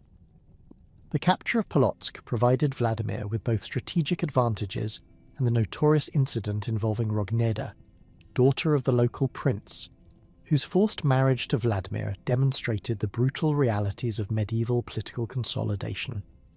Archaeological evidence from Polotsk during this period reveals significant changes in the material culture of the ruling elite. with the replacement of local aristocratic burial practices by those characteristic of Vladimir's forces. The construction of new administrative facilities and the establishment of Varangian military garrisons indicate the systematic replacement of existing political structures with institutions loyal to Vladimir's authority. The advance toward Kiev required careful coordination of multiple military columns and the neutralization of fortified positions that controlled river crossings and transportation routes. Archaeological evidence from sites along Vladimir's route reveals the systematic destruction of defensive installations, followed by their reconstruction under his control. The material culture from these locations shows the integration of Varangian military techniques with local fortification traditions, creating hybrid defensive systems that combine the best features of both approaches. The confrontation with Yaropolk near Kiev demonstrated Vladimir's development into a sophisticated military commander, capable of coordinating complex tactical operations against experienced opponents. Archaeological evidence from the battlefield reveals the presence of diverse military equipment that reflects the cosmopolitan nature of the forces involved, including Varangian weapons, Slavic military gear, and equipment derived from contact with nomadic steppe peoples. The distribution pattern of artifacts suggests tactical formations that combined infantry and cavalry elements in coordinated assault operations. The elimination of Yaropolk through treachery, rather than direct military confrontation, reflected Vladimir's pragmatic approach to political consolidation and his understanding that prolonged warfare would weaken the state regardless of the eventual victor. Archaeological evidence from Kiev reveals minimal destruction during the transition of power, suggesting that Vladimir's assumption of control was accomplished through political maneuvering rather than destructive siege warfare.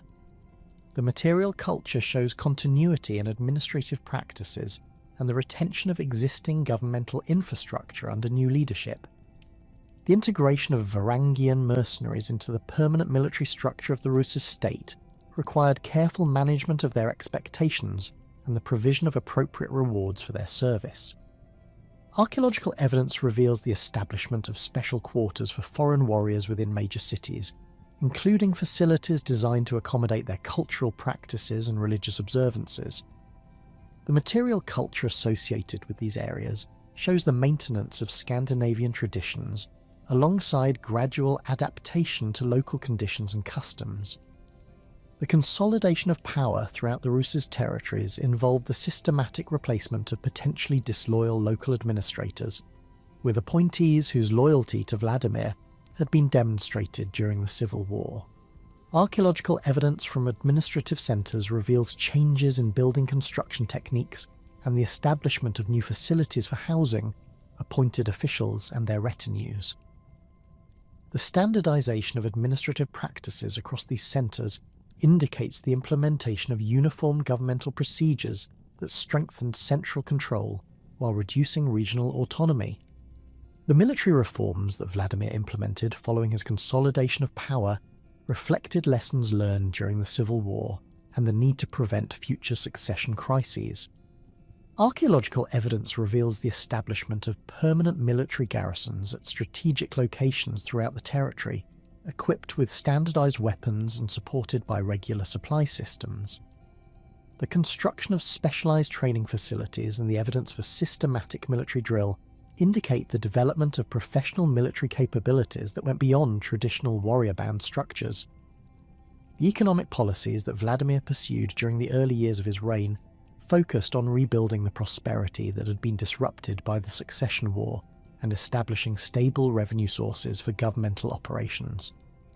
Archaeological evidence reveals investment in infrastructure projects, including the improvement of portage routes between river systems and the construction of warehouse facilities at major trading centres.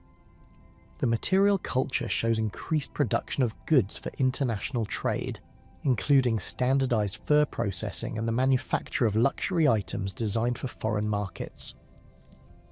The religious situation that Vladimir inherited included a complex mixture of Slavic paganism, Scandinavian religious traditions, and limited Christian influence that reflected the diverse cultural composition of the Rus territories. Archaeological evidence from religious sites reveals the continuation of traditional pagan practices, including the construction of temple complexes and the deposition of votive offerings that followed pre-Christian religious traditions. The material culture associated with these sites shows the synthesis of different pagan traditions into hybrid religious practices that reflected the political unification of diverse tribal groups. The establishment of the pagan pantheon in Kiev around 980 AD represented Vladimir's attempt to create religious unity among his diverse subjects through the promotion of a standardized polytheistic system. Archaeological evidence from the temple complex reveals sophisticated construction techniques and the use of imported materials that demonstrate the substantial resources invested in this religious project.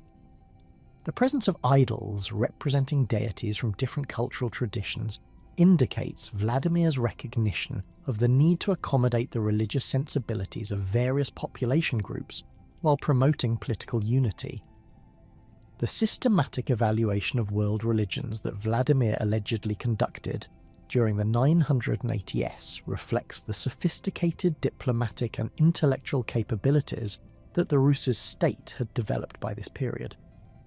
Archaeological evidence from Kiev reveals the presence of foreign religious specialists and diplomatic representatives, including facilities for housing visiting clergy and the exchange of religious texts and artifacts. The material culture associated with these activities shows the cosmopolitan nature of Vladimir's court and its connections to major religious and political centres throughout the medieval world. The detailed investigation of Byzantine Christianity involved extensive diplomatic contact with Constantinople and careful evaluation of both religious doctrine and political implications. Archaeological evidence from this period reveals increased Byzantine presence in Kiev, including the establishment of facilities for housing visiting clergy and diplomatic representatives. The material culture shows the importation of Byzantine religious artifacts, including icons, liturgical vessels and religious texts that provided concrete examples of Christian religious practice and artistic traditions. The political considerations that influenced Vladimir's religious choice extended far beyond theological concerns to encompass questions of international diplomacy, internal governance, and long-term strategic positioning. The Byzantine Empire represented the most sophisticated and wealthy neighbour of the Rus' state, offering opportunities for profitable commercial relationships and access to advanced technological and cultural innovations. Archaeological evidence reveals the substantial volume of trade between the Rus' territories and Byzantium, including the exchange of northern products for Byzantine luxury goods, silk textiles, and precious metals that form the foundation of elite material culture. The military alliance that accompanied Vladimir's religious decision provided immediate strategic advantages in the form of Byzantine military support against common enemies and access to advanced military technologies and tactical innovations. Archaeological evidence from this period reveals the appearance of Byzantine military equipment in Rus' contexts, including specialised siege engines, improved armour designs, and naval technologies that enhanced Rus' military capabilities. The material culture shows the integration of Byzantine military techniques with existing Rus' practices, creating hybrid approaches that combine the advantages of both traditions. The marriage alliance with Anna Porphyrogenita represented an unprecedented diplomatic achievement that elevated the Rus' state to equality with the major powers of the medieval world. Archaeological evidence from wedding preparations reveals the enormous resources invested in ceremonial displays designed to demonstrate Rus' wealth and sophistication to Byzantine observers. The material culture associated with these events includes luxury goods, ceremonial weapons, and decorative objects that reflected the highest levels of craftsmanship available in the Rus territories. The mass baptism of Kiev in 988 AD represented one of the most dramatic religious transformations in medieval history, involving the systematic conversion of an entire urban population from paganism to Christianity within a matter of days. Archaeological evidence from the Dnieper River reveals the construction of temporary facilities designed to accommodate large numbers of baptismal candidates, including platforms and changing areas that could handle the logistical requirements of mass conversion. The material culture from this period shows the rapid replacement of pagan religious objects with Christian symbols and artifacts, indicating the thoroughness of the religious transformation. The destruction of pagan idols and temples that accompanied the mass conversion involved the systematic elimination of physical symbols of the old religious system and their replacement with Christian religious infrastructure. Archaeological evidence reveals the deliberate destruction of pagan temple complexes and the construction of Christian churches on the same sites, symbolically demonstrating the replacement of old religious practices with new ones. The material culture shows the recycling of materials from destroyed pagan structures into Christian building projects, reflecting both practical economy and symbolic transformation. The establishment of ecclesiastical hierarchy throughout the Rus' territories required the importation of trained clergy and the development of educational institutions capable of producing local religious leadership. Archaeological evidence reveals the construction of episcopal residences, monastic complexes, and schools designed to support the new religious infrastructure. The material culture associated with these institutions includes religious texts, liturgical objects, and educational materials that indicate the systematic implementation of Christian religious practices and learning. The cultural transformation that accompanied Christianization extended far beyond religious observance to encompass fundamental changes in artistic expression, legal traditions, and social organization. Archaeological evidence reveals the rapid adoption of Byzantine artistic styles, including the construction of churches using Byzantine architectural techniques and the production of religious art that followed Constantinople models. The material culture shows the integration of Christian symbols into decorative traditions, the adoption of new burial practices, and the development of legal procedures based on Christian principles. The introduction of literacy as a component of Christian education represented a revolutionary development that would transform the intellectual capabilities of Rus' society. Archaeological evidence reveals the establishment of scriptoriums and libraries, including facilities for copying religious texts and producing educational materials. The material culture associated with literacy includes writing implements, parchment, and books that indicate the systematic development of written culture alongside oral traditions that had previously dominated intellectual life.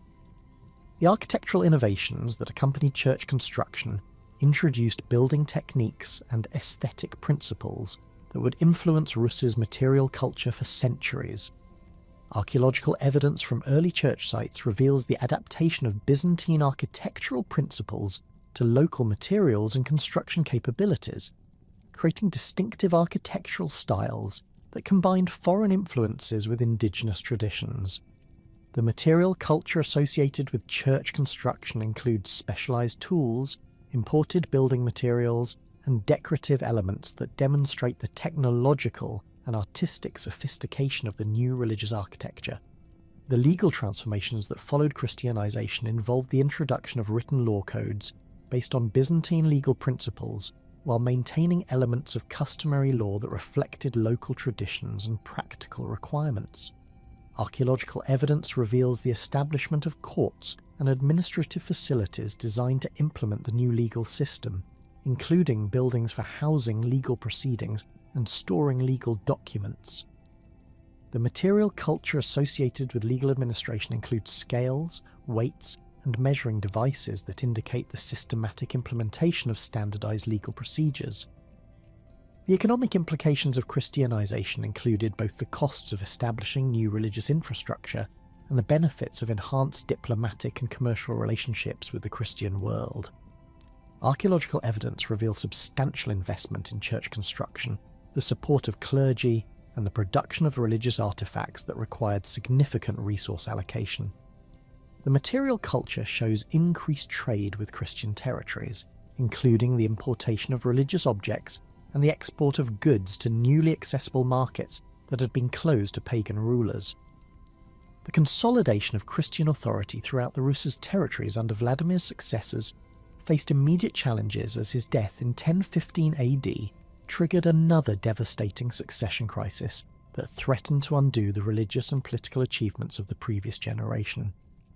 Archaeological evidence from major centres reveals widespread destruction, during the fraternal warfare that erupted between Vladimir's sons, with Sviatopolk's brutal elimination of Boris and Gleb, creating martyrs whose deaths would profoundly influence the development of Rus's Christian identity. The material culture from this period shows evidence of hasty defensive preparations and the hoarding of valuable goods, indicating the population's recognition that the succession struggle posed existential threats to established communities and institutions. Yaroslav's victory over Sviatopolk at the Battle of Lubeck in 1016 AD represented more than simple military triumph, but rather the beginning of a systematic effort to establish stable dynastic succession procedures that would prevent future civil wars from devastating the realm. Archaeological excavations at the battlefield site reveal evidence of sophisticated tactical planning, including the construction of field fortifications and the deployment of mixed infantry and cavalry formations that demonstrated Yaroslav's evolution into a skilled military commander. The weapon deposits from this engagement show the presence of high-quality military equipment on both sides, including pattern-welded swords, mail armour, and specialised siege equipment that indicates the substantial resources both brothers could command for their conflict. The final confrontation with Sviatopolk at the Battle of the Alta River in 1019 AD established Yaroslav's undisputed authority over the southern Rus's territories and ended the succession crisis that had threatened to fragment the realm. Archaeological evidence from the battle site reveals the scale of the engagement, with weapon deposits and skeletal remains indicating casualties that numbered in the thousands. The material culture associated with this battle includes coins, jewellery and personal equipment from warriors representing diverse ethnic backgrounds, reflecting the cosmopolitan nature of the military forces that participated in these succession struggles.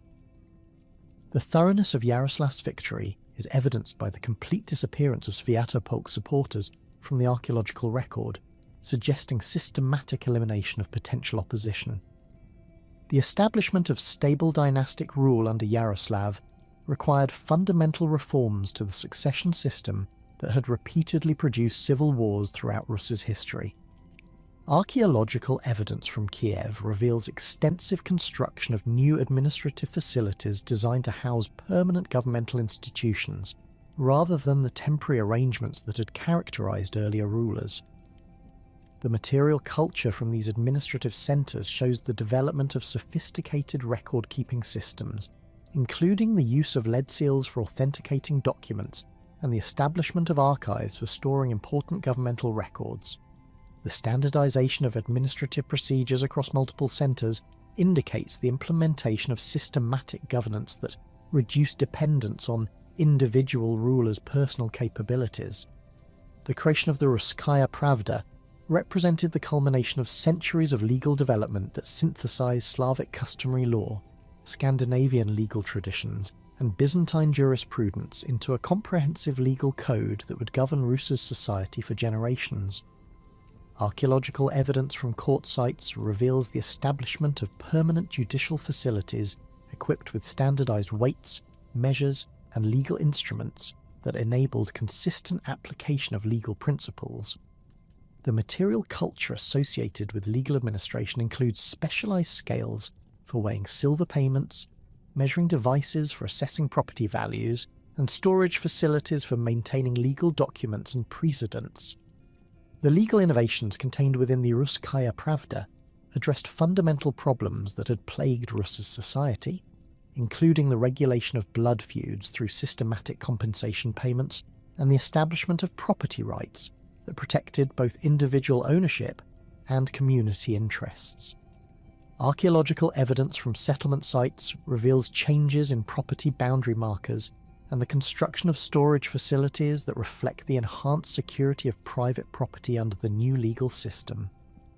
The material culture shows evidence of increased commercial activity, including the standardization of weights and measures that facilitated trade relationships and the development of credit arrangements that required legal enforcement mechanisms.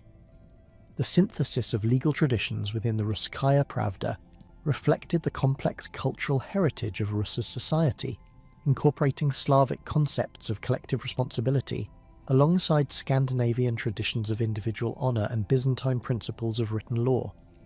Archaeological evidence from diverse settlement types reveals the flexible application of legal principles that accommodated local customs while maintaining overall consistency in legal procedures.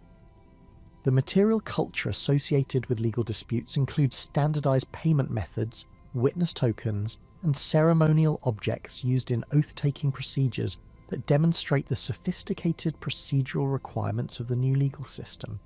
The architectural achievements that characterise Yaroslav's reign represented a conscious effort to create monumental buildings that would demonstrate the wealth, sophistication, and Christian identity of the Rus' state to both domestic and foreign observers.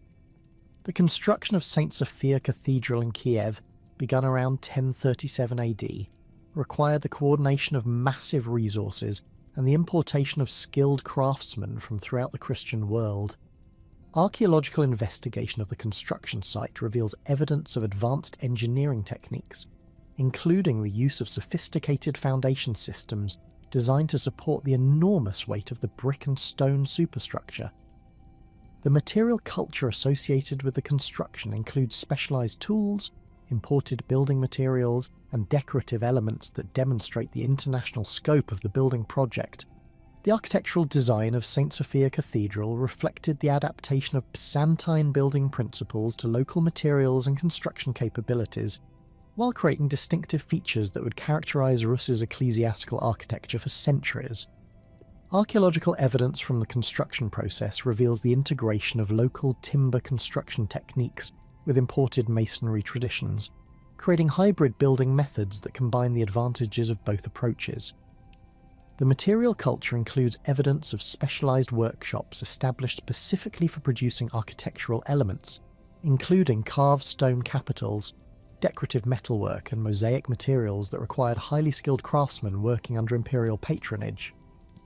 The interior decoration of St. Sophia Cathedral involved the creation of one of the most sophisticated artistic programs in medieval Eastern Europe, combining Byzantine mosaic techniques with local artistic traditions to create a unique synthesis of international and indigenous influences. Archaeological evidence from workshop sites reveals the production of coloured glass tesserae, the preparation of specialised mortars for mosaic installation, and the creation of pigments for fresco painting that required advanced chemical knowledge and artistic skills. The material culture associated with these decorative arts includes imported raw materials, specialised tools, and finished artistic products that demonstrate the highest levels of craftsmanship available in the medieval world.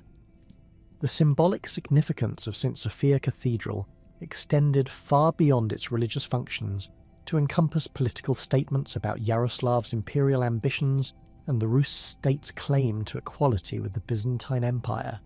The cathedral's dedication to holy wisdom directly paralleled the Hagia Sophia in Constantinople, while its architectural scale and decorative sophistication demonstrated Rus' capacity for monumental construction projects that rivaled those of established imperial powers.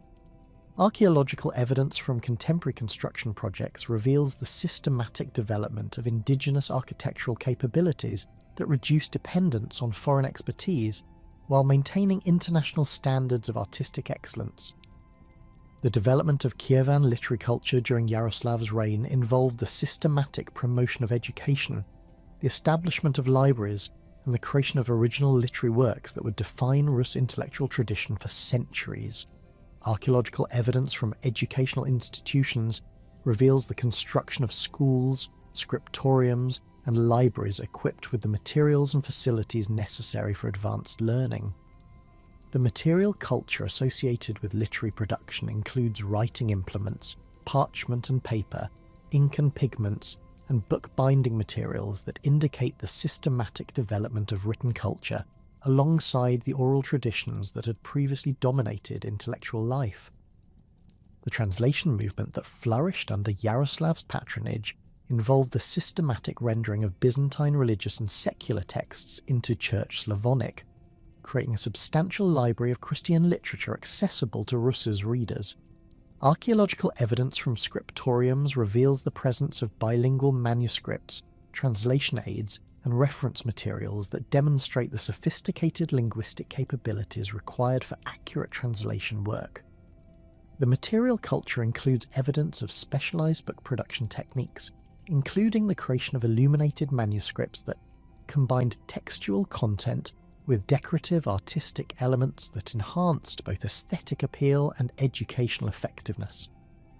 The creation of original literary works during this period included historical chronicles, religious treatises, and legal commentaries that reflected the intellectual sophistication of Yaroslav's court and its capacity for independent cultural production. Archaeological evidence from literary workshops reveals the presence of research materials, draft manuscripts, and editorial tools that demonstrate the careful preparation and revision processes involved in creating major literary works. The material culture associated with original composition includes evidence of collaborative writing projects, scholarly correspondence, and the circulation of manuscripts that indicate the development of intellectual networks extending throughout the Rus' territories and beyond. The diplomatic marriages that Yaroslav arranged for his children represented a systematic effort to establish the Rus' state as an equal participant in the complex network of dynastic relationships that governed medieval European politics. The marriage of his daughter Anna to Henry the Foal of France in 1051 AD demonstrated the international recognition of Rus' political legitimacy and the desirability of alliance relationships with the expanding Eastern power.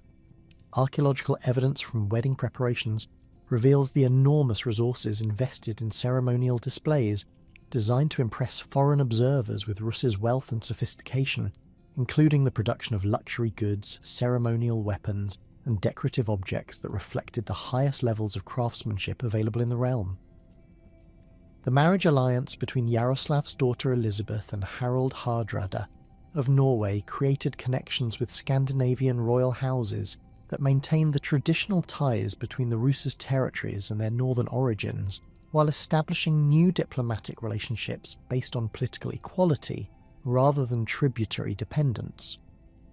Archaeological evidence from diplomatic exchanges reveals the circulation of luxury goods, artistic objects, and technological innovations that accompanied these marriage alliances and facilitated cultural exchange between distant courts.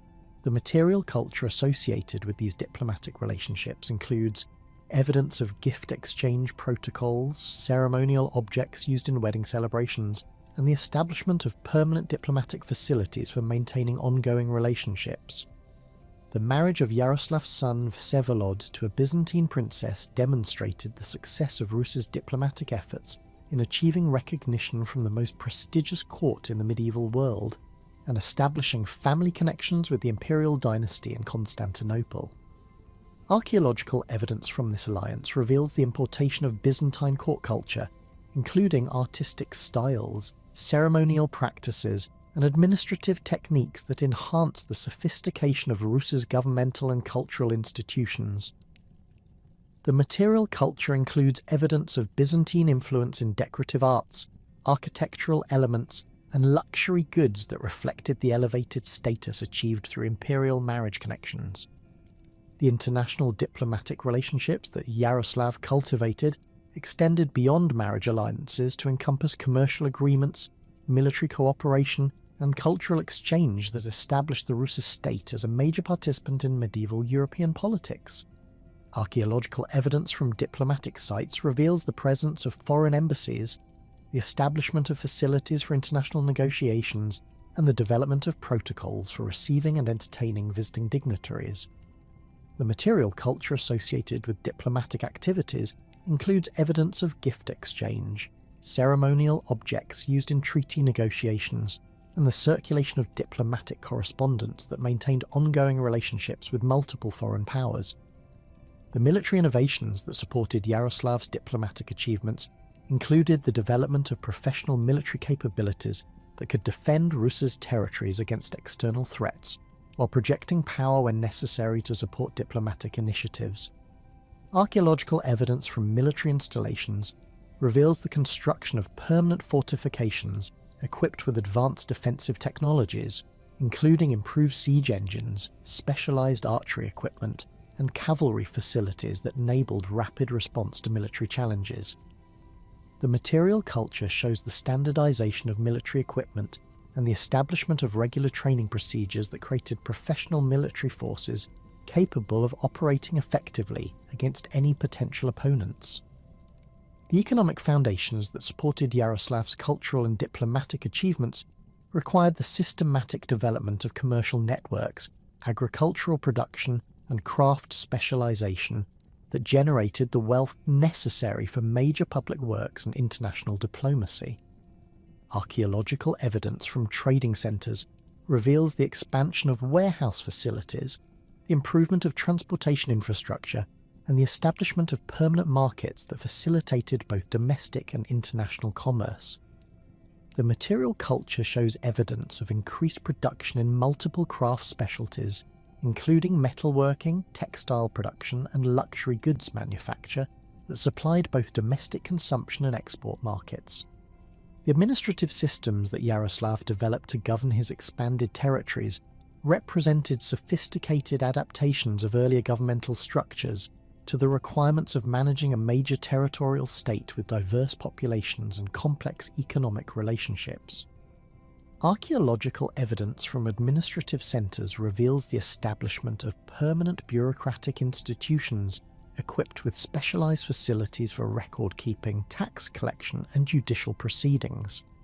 The material culture associated with governmental administration includes evidence of systematic record-keeping procedures, standardised administrative tools, and the development of communication systems that enabled coordination of activities across vast territorial expanses.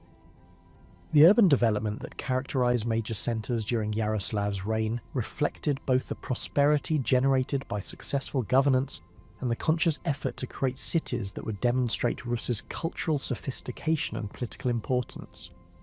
Archaeological evidence from Kyiv reveals extensive construction of residential quarters, commercial districts, and public facilities that transform the city into a major medieval urban centre, comparable to Constantinople or Western European capitals.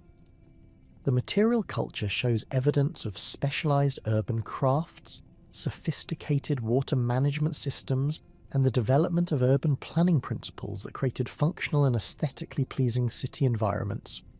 The religious institutions that flourished under Yaroslav's patronage represented the full integration of Christianity into Rus's society and the development of indigenous religious traditions that combined Byzantine theological principles with local cultural practices.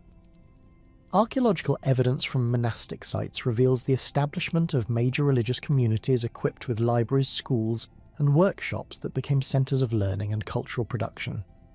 The material culture associated with religious institutions includes evidence of manuscript production, artistic creation, and the development of distinctive liturgical practices that reflected the unique character of Rus's Christianity.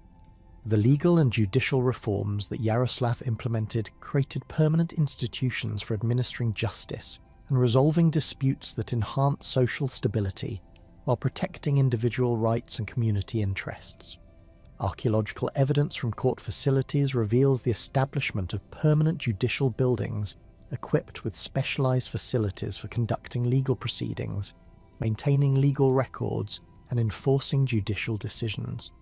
The material culture includes evidence of standardised legal procedures, systematic penalty assessments, and the development of legal education that created a class of professional legal specialists capable of administering the complex legal system established by the Russkaya Pravda.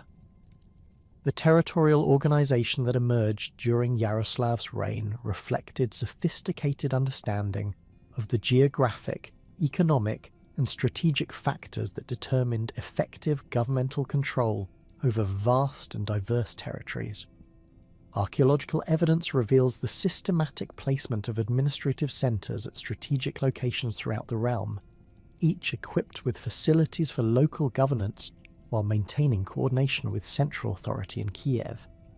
The material culture shows evidence of regular communication systems, standardized administrative procedures, and the development of regional specialization that maximised the economic potential of different territorial areas while maintaining political unity under central authority.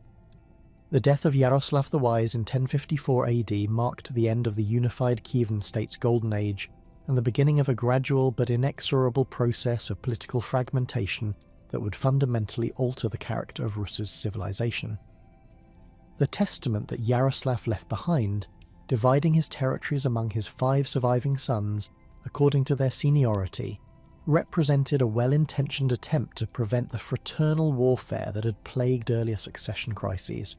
However, the rota system of succession that emerged from this arrangement would prove to be one of the most consequential political innovations in medieval Eastern European history, creating unintended consequences that would ultimately undermine the very unity it was designed to preserve. Archaeological evidence from the major centres during the immediate aftermath of Yaroslav's death reveals the systematic implementation of his succession plan, with each designated heir establishing administrative control over his assigned territories. Isyaslav, as the eldest, assumed the grand princely throne in Kiev and nominal authority over the entire realm, while Sviatoslav received Chernigov, Vsevolod took Pereyaslav, Vyacheslav was granted Smolensk, and Igor received Vladimir in Volhynia. The material culture from these centres shows the rapid establishment of independent administrative apparatus, including the construction of separate treasury facilities, the development of distinct chancery practices, and the creation of autonomous military commands that would gradually erode the institutional foundations of central authority. The rota system's fundamental principle held that succession to the grand princely throne should follow strict seniority among all male descendants of Yaroslav, with each prince advancing through a predetermined hierarchy of principalities as older relatives died and positions became vacant. Archaeological evidence from administrative centres reveals the complex record-keeping systems that developed to track genealogical relationships and succession rights, including the use of specialised seals and documents that authenticated claims to particular territories. The material culture associated with these administrative innovations shows the substantial bureaucratic apparatus required to maintain the system, including permanent facilities for genealogical research and the storage of succession-related documents. The practical implementation of the rota system created immediate problems that its architects had failed to anticipate. Archaeological evidence from border regions between principalities reveals the construction of new fortifications and customs facilities that indicate the development of distinct territorial identities even among brothers who had previously cooperated effectively. The material culture shows the emergence of regional variations in administrative practices, including different systems of weights and measures, distinct seal designs, and specialised legal procedures that reflected the growing autonomy of individual principalities within the supposedly unified realm. The economic implications of territorial division became apparent within decades of Yaroslav's death, as individual princes began pursuing independent commercial policies that sometimes conflicted with the interests of their relatives. Archaeological evidence from trading centres reveals the establishment of separate commercial facilities for different principalities, including distinct warehouse systems, independent customs collection procedures, and the development of competing trade relationships with foreign partners. The material culture from this period shows the fragmentation of previously unified commercial networks, with evidence of trade disputes, tariff barriers, and the emergence of alternative transportation routes that bypass traditional commercial centres. The military consequences of the rota system proved equally problematic, as the division of military resources among multiple principalities reduced the collective defensive capabilities that had enabled earlier Rus' rulers to project power effectively against external enemies. Archaeological evidence from fortification sites reveals the construction of smaller, more numerous defensive installations designed to protect individual principalities rather than coordinated defensive systems that could protect the entire realm.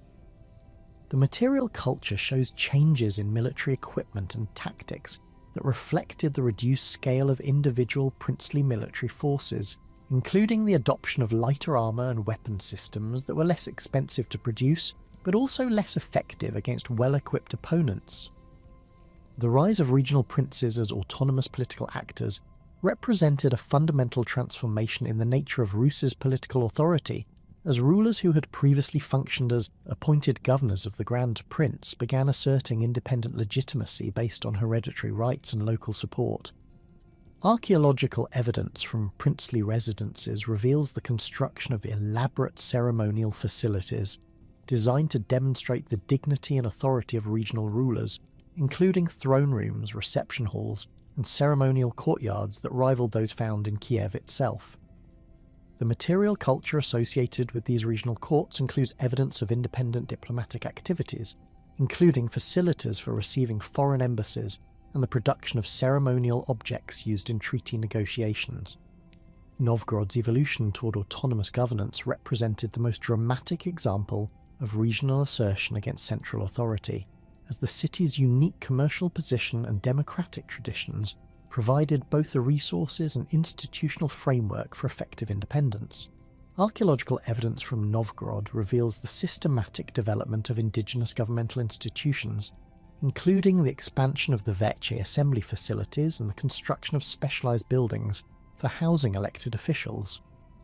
The material culture shows the emergence of distinctively Novgorodian administrative practices, including the use of birch bark documents for record-keeping and the development of specialized commercial law that reflected the city's unique economic circumstances.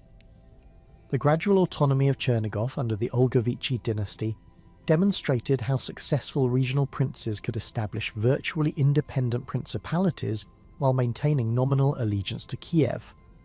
Archaeological evidence from Chernigov reveals extensive construction projects that rivaled those undertaken in Kiev during Yaroslav's reign, including the building of major churches, the expansion of fortifications, and the establishment of craft workshops that produced luxury goods for both domestic consumption and international trade. The material culture from Chernigov during this period shows the development of distinctive regional artistic traditions that combine traditional Rus' elements with innovations derived from independent cultural contacts. Preoslavl's strategic position on the steppe frontier enabled its princes to develop independent relationships with nomadic peoples that sometimes conflicted with the policies pursued by other Rus principalities.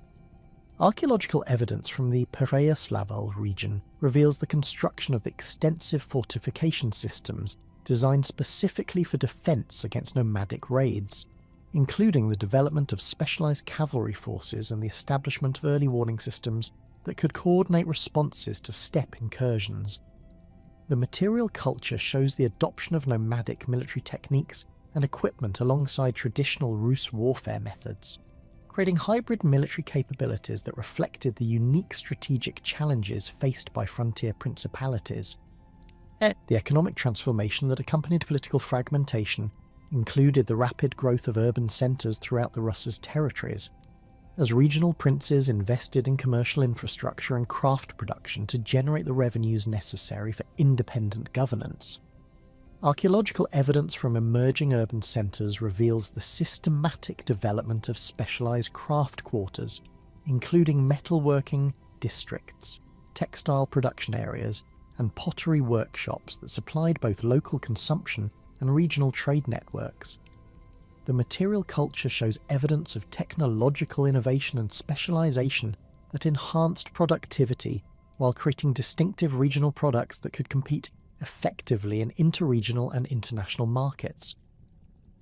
The development of regional trade networks represented both a consequence of political fragmentation and a contributing factor to continued economic integration among the Rus' principalities. Archaeological evidence from trading centres reveals the establishment of regular commercial relationships between previously unified territories, including the development of standardised commercial practices and the creation of permanent facilities for interregional trade. The material culture shows the circulation of goods, technologies and artistic influences that maintained cultural connections even as political unity dissolved, creating economic interdependencies that would persist despite political conflicts. Craft specialisation reached unprecedented levels during this period as regional centres developed particular expertise in producing specific types of goods that could be exchanged for products manufactured elsewhere. Archaeological evidence from workshop sites reveals the emergence of highly specialised production techniques, including advanced metalworking methods, sophisticated textile production, and innovative pottery techniques that created distinctive regional products. The material culture shows the development of quality control systems and standardised production methods that enabled craft specialists to maintain consistent quality while increasing production volumes to meet growing demand from expanding trade networks. The Congress of Lübeck in 1097 AD represented a crucial attempt by the Rurikid princes to address the growing problems created by political fragmentation while preserving the essential features of the rota system that had become entrenched in Rus's political culture. Archaeological evidence from the Congress site reveals the substantial preparations made for this gathering, including the construction of temporary facilities for housing the various princely retinues and the establishment of ceremonial spaces appropriate for conducting high-level diplomatic negotiations. The material culture associated with the Congress includes evidence of elaborate gift exchanges, ceremonial weapons, and diplomatic documents that demonstrate the sophisticated protocol requirements of interprincely negotiations. The agreements reached at Lübeck established the principle that each prince should hold his patrimony as hereditary property while maintaining collective responsibility for defending Rus's territories against external enemies.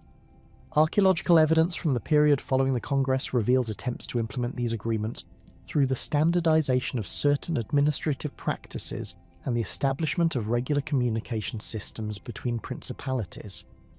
The material culture shows evidence of renewed cooperation in some areas, including coordinated defensive preparations and the resumption of interrupted trade relationships that had been disrupted by interprincely conflicts. The codification of princely relationships attempted at Lübeck reflected sophisticated understanding of the complex genealogical and territorial issues that had created ongoing conflicts among the Rurikid descendants. Archaeological evidence reveals the development of specialised record-keeping systems designed to track inheritance rights and territorial claims, including the creation of detailed genealogical charts and the establishment of archives for storing succession-related documents. The material culture associated with these administrative innovations includes evidence of legal consultation procedures and the development of arbitration mechanisms for resolving disputes without resort to military conflict.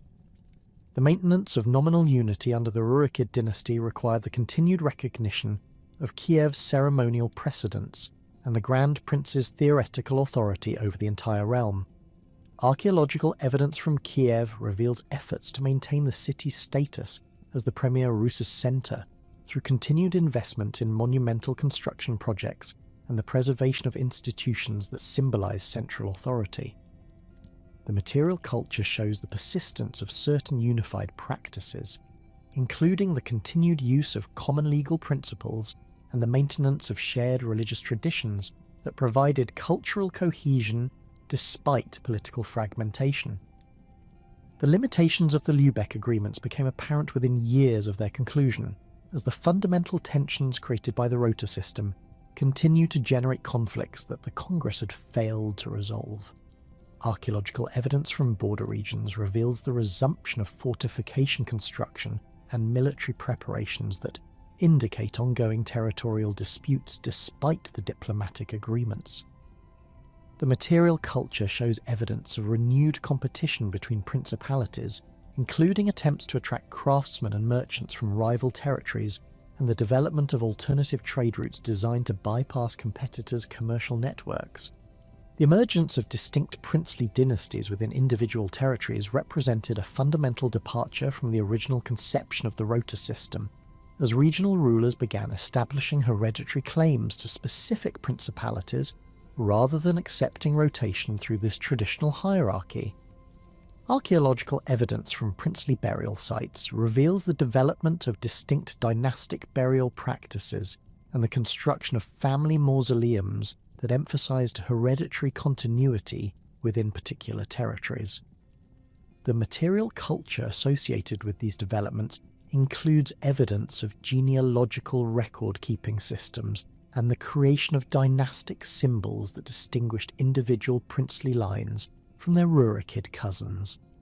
The military innovations that emerged during this period reflected both the reduced scale of individual princely forces and the need for more flexible tactical approaches to the complex conflicts that characterized interprincely warfare.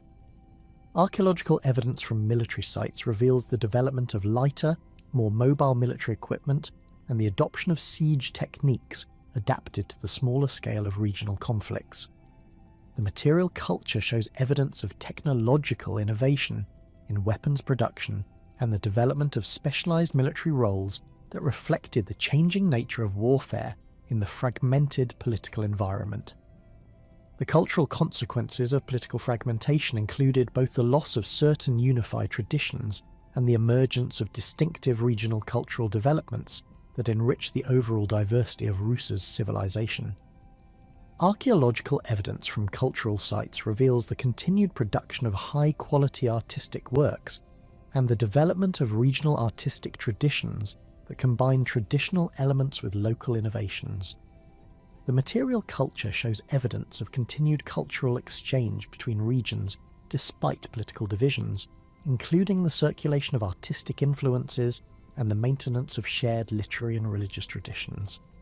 The religious developments during this period reflected both the continued unity of Christian faith and the emergence of regional variations in religious practice and institutional organisation. Archaeological evidence from religious sites reveals the construction of numerous churches and monasteries throughout the Rus's territories, each reflecting local architectural traditions while maintaining essential Christian liturgical requirements. The material culture associated with religious institutions shows evidence of continued theological education and the production of religious literature that maintained doctrinal unity while accommodating regional cultural preferences.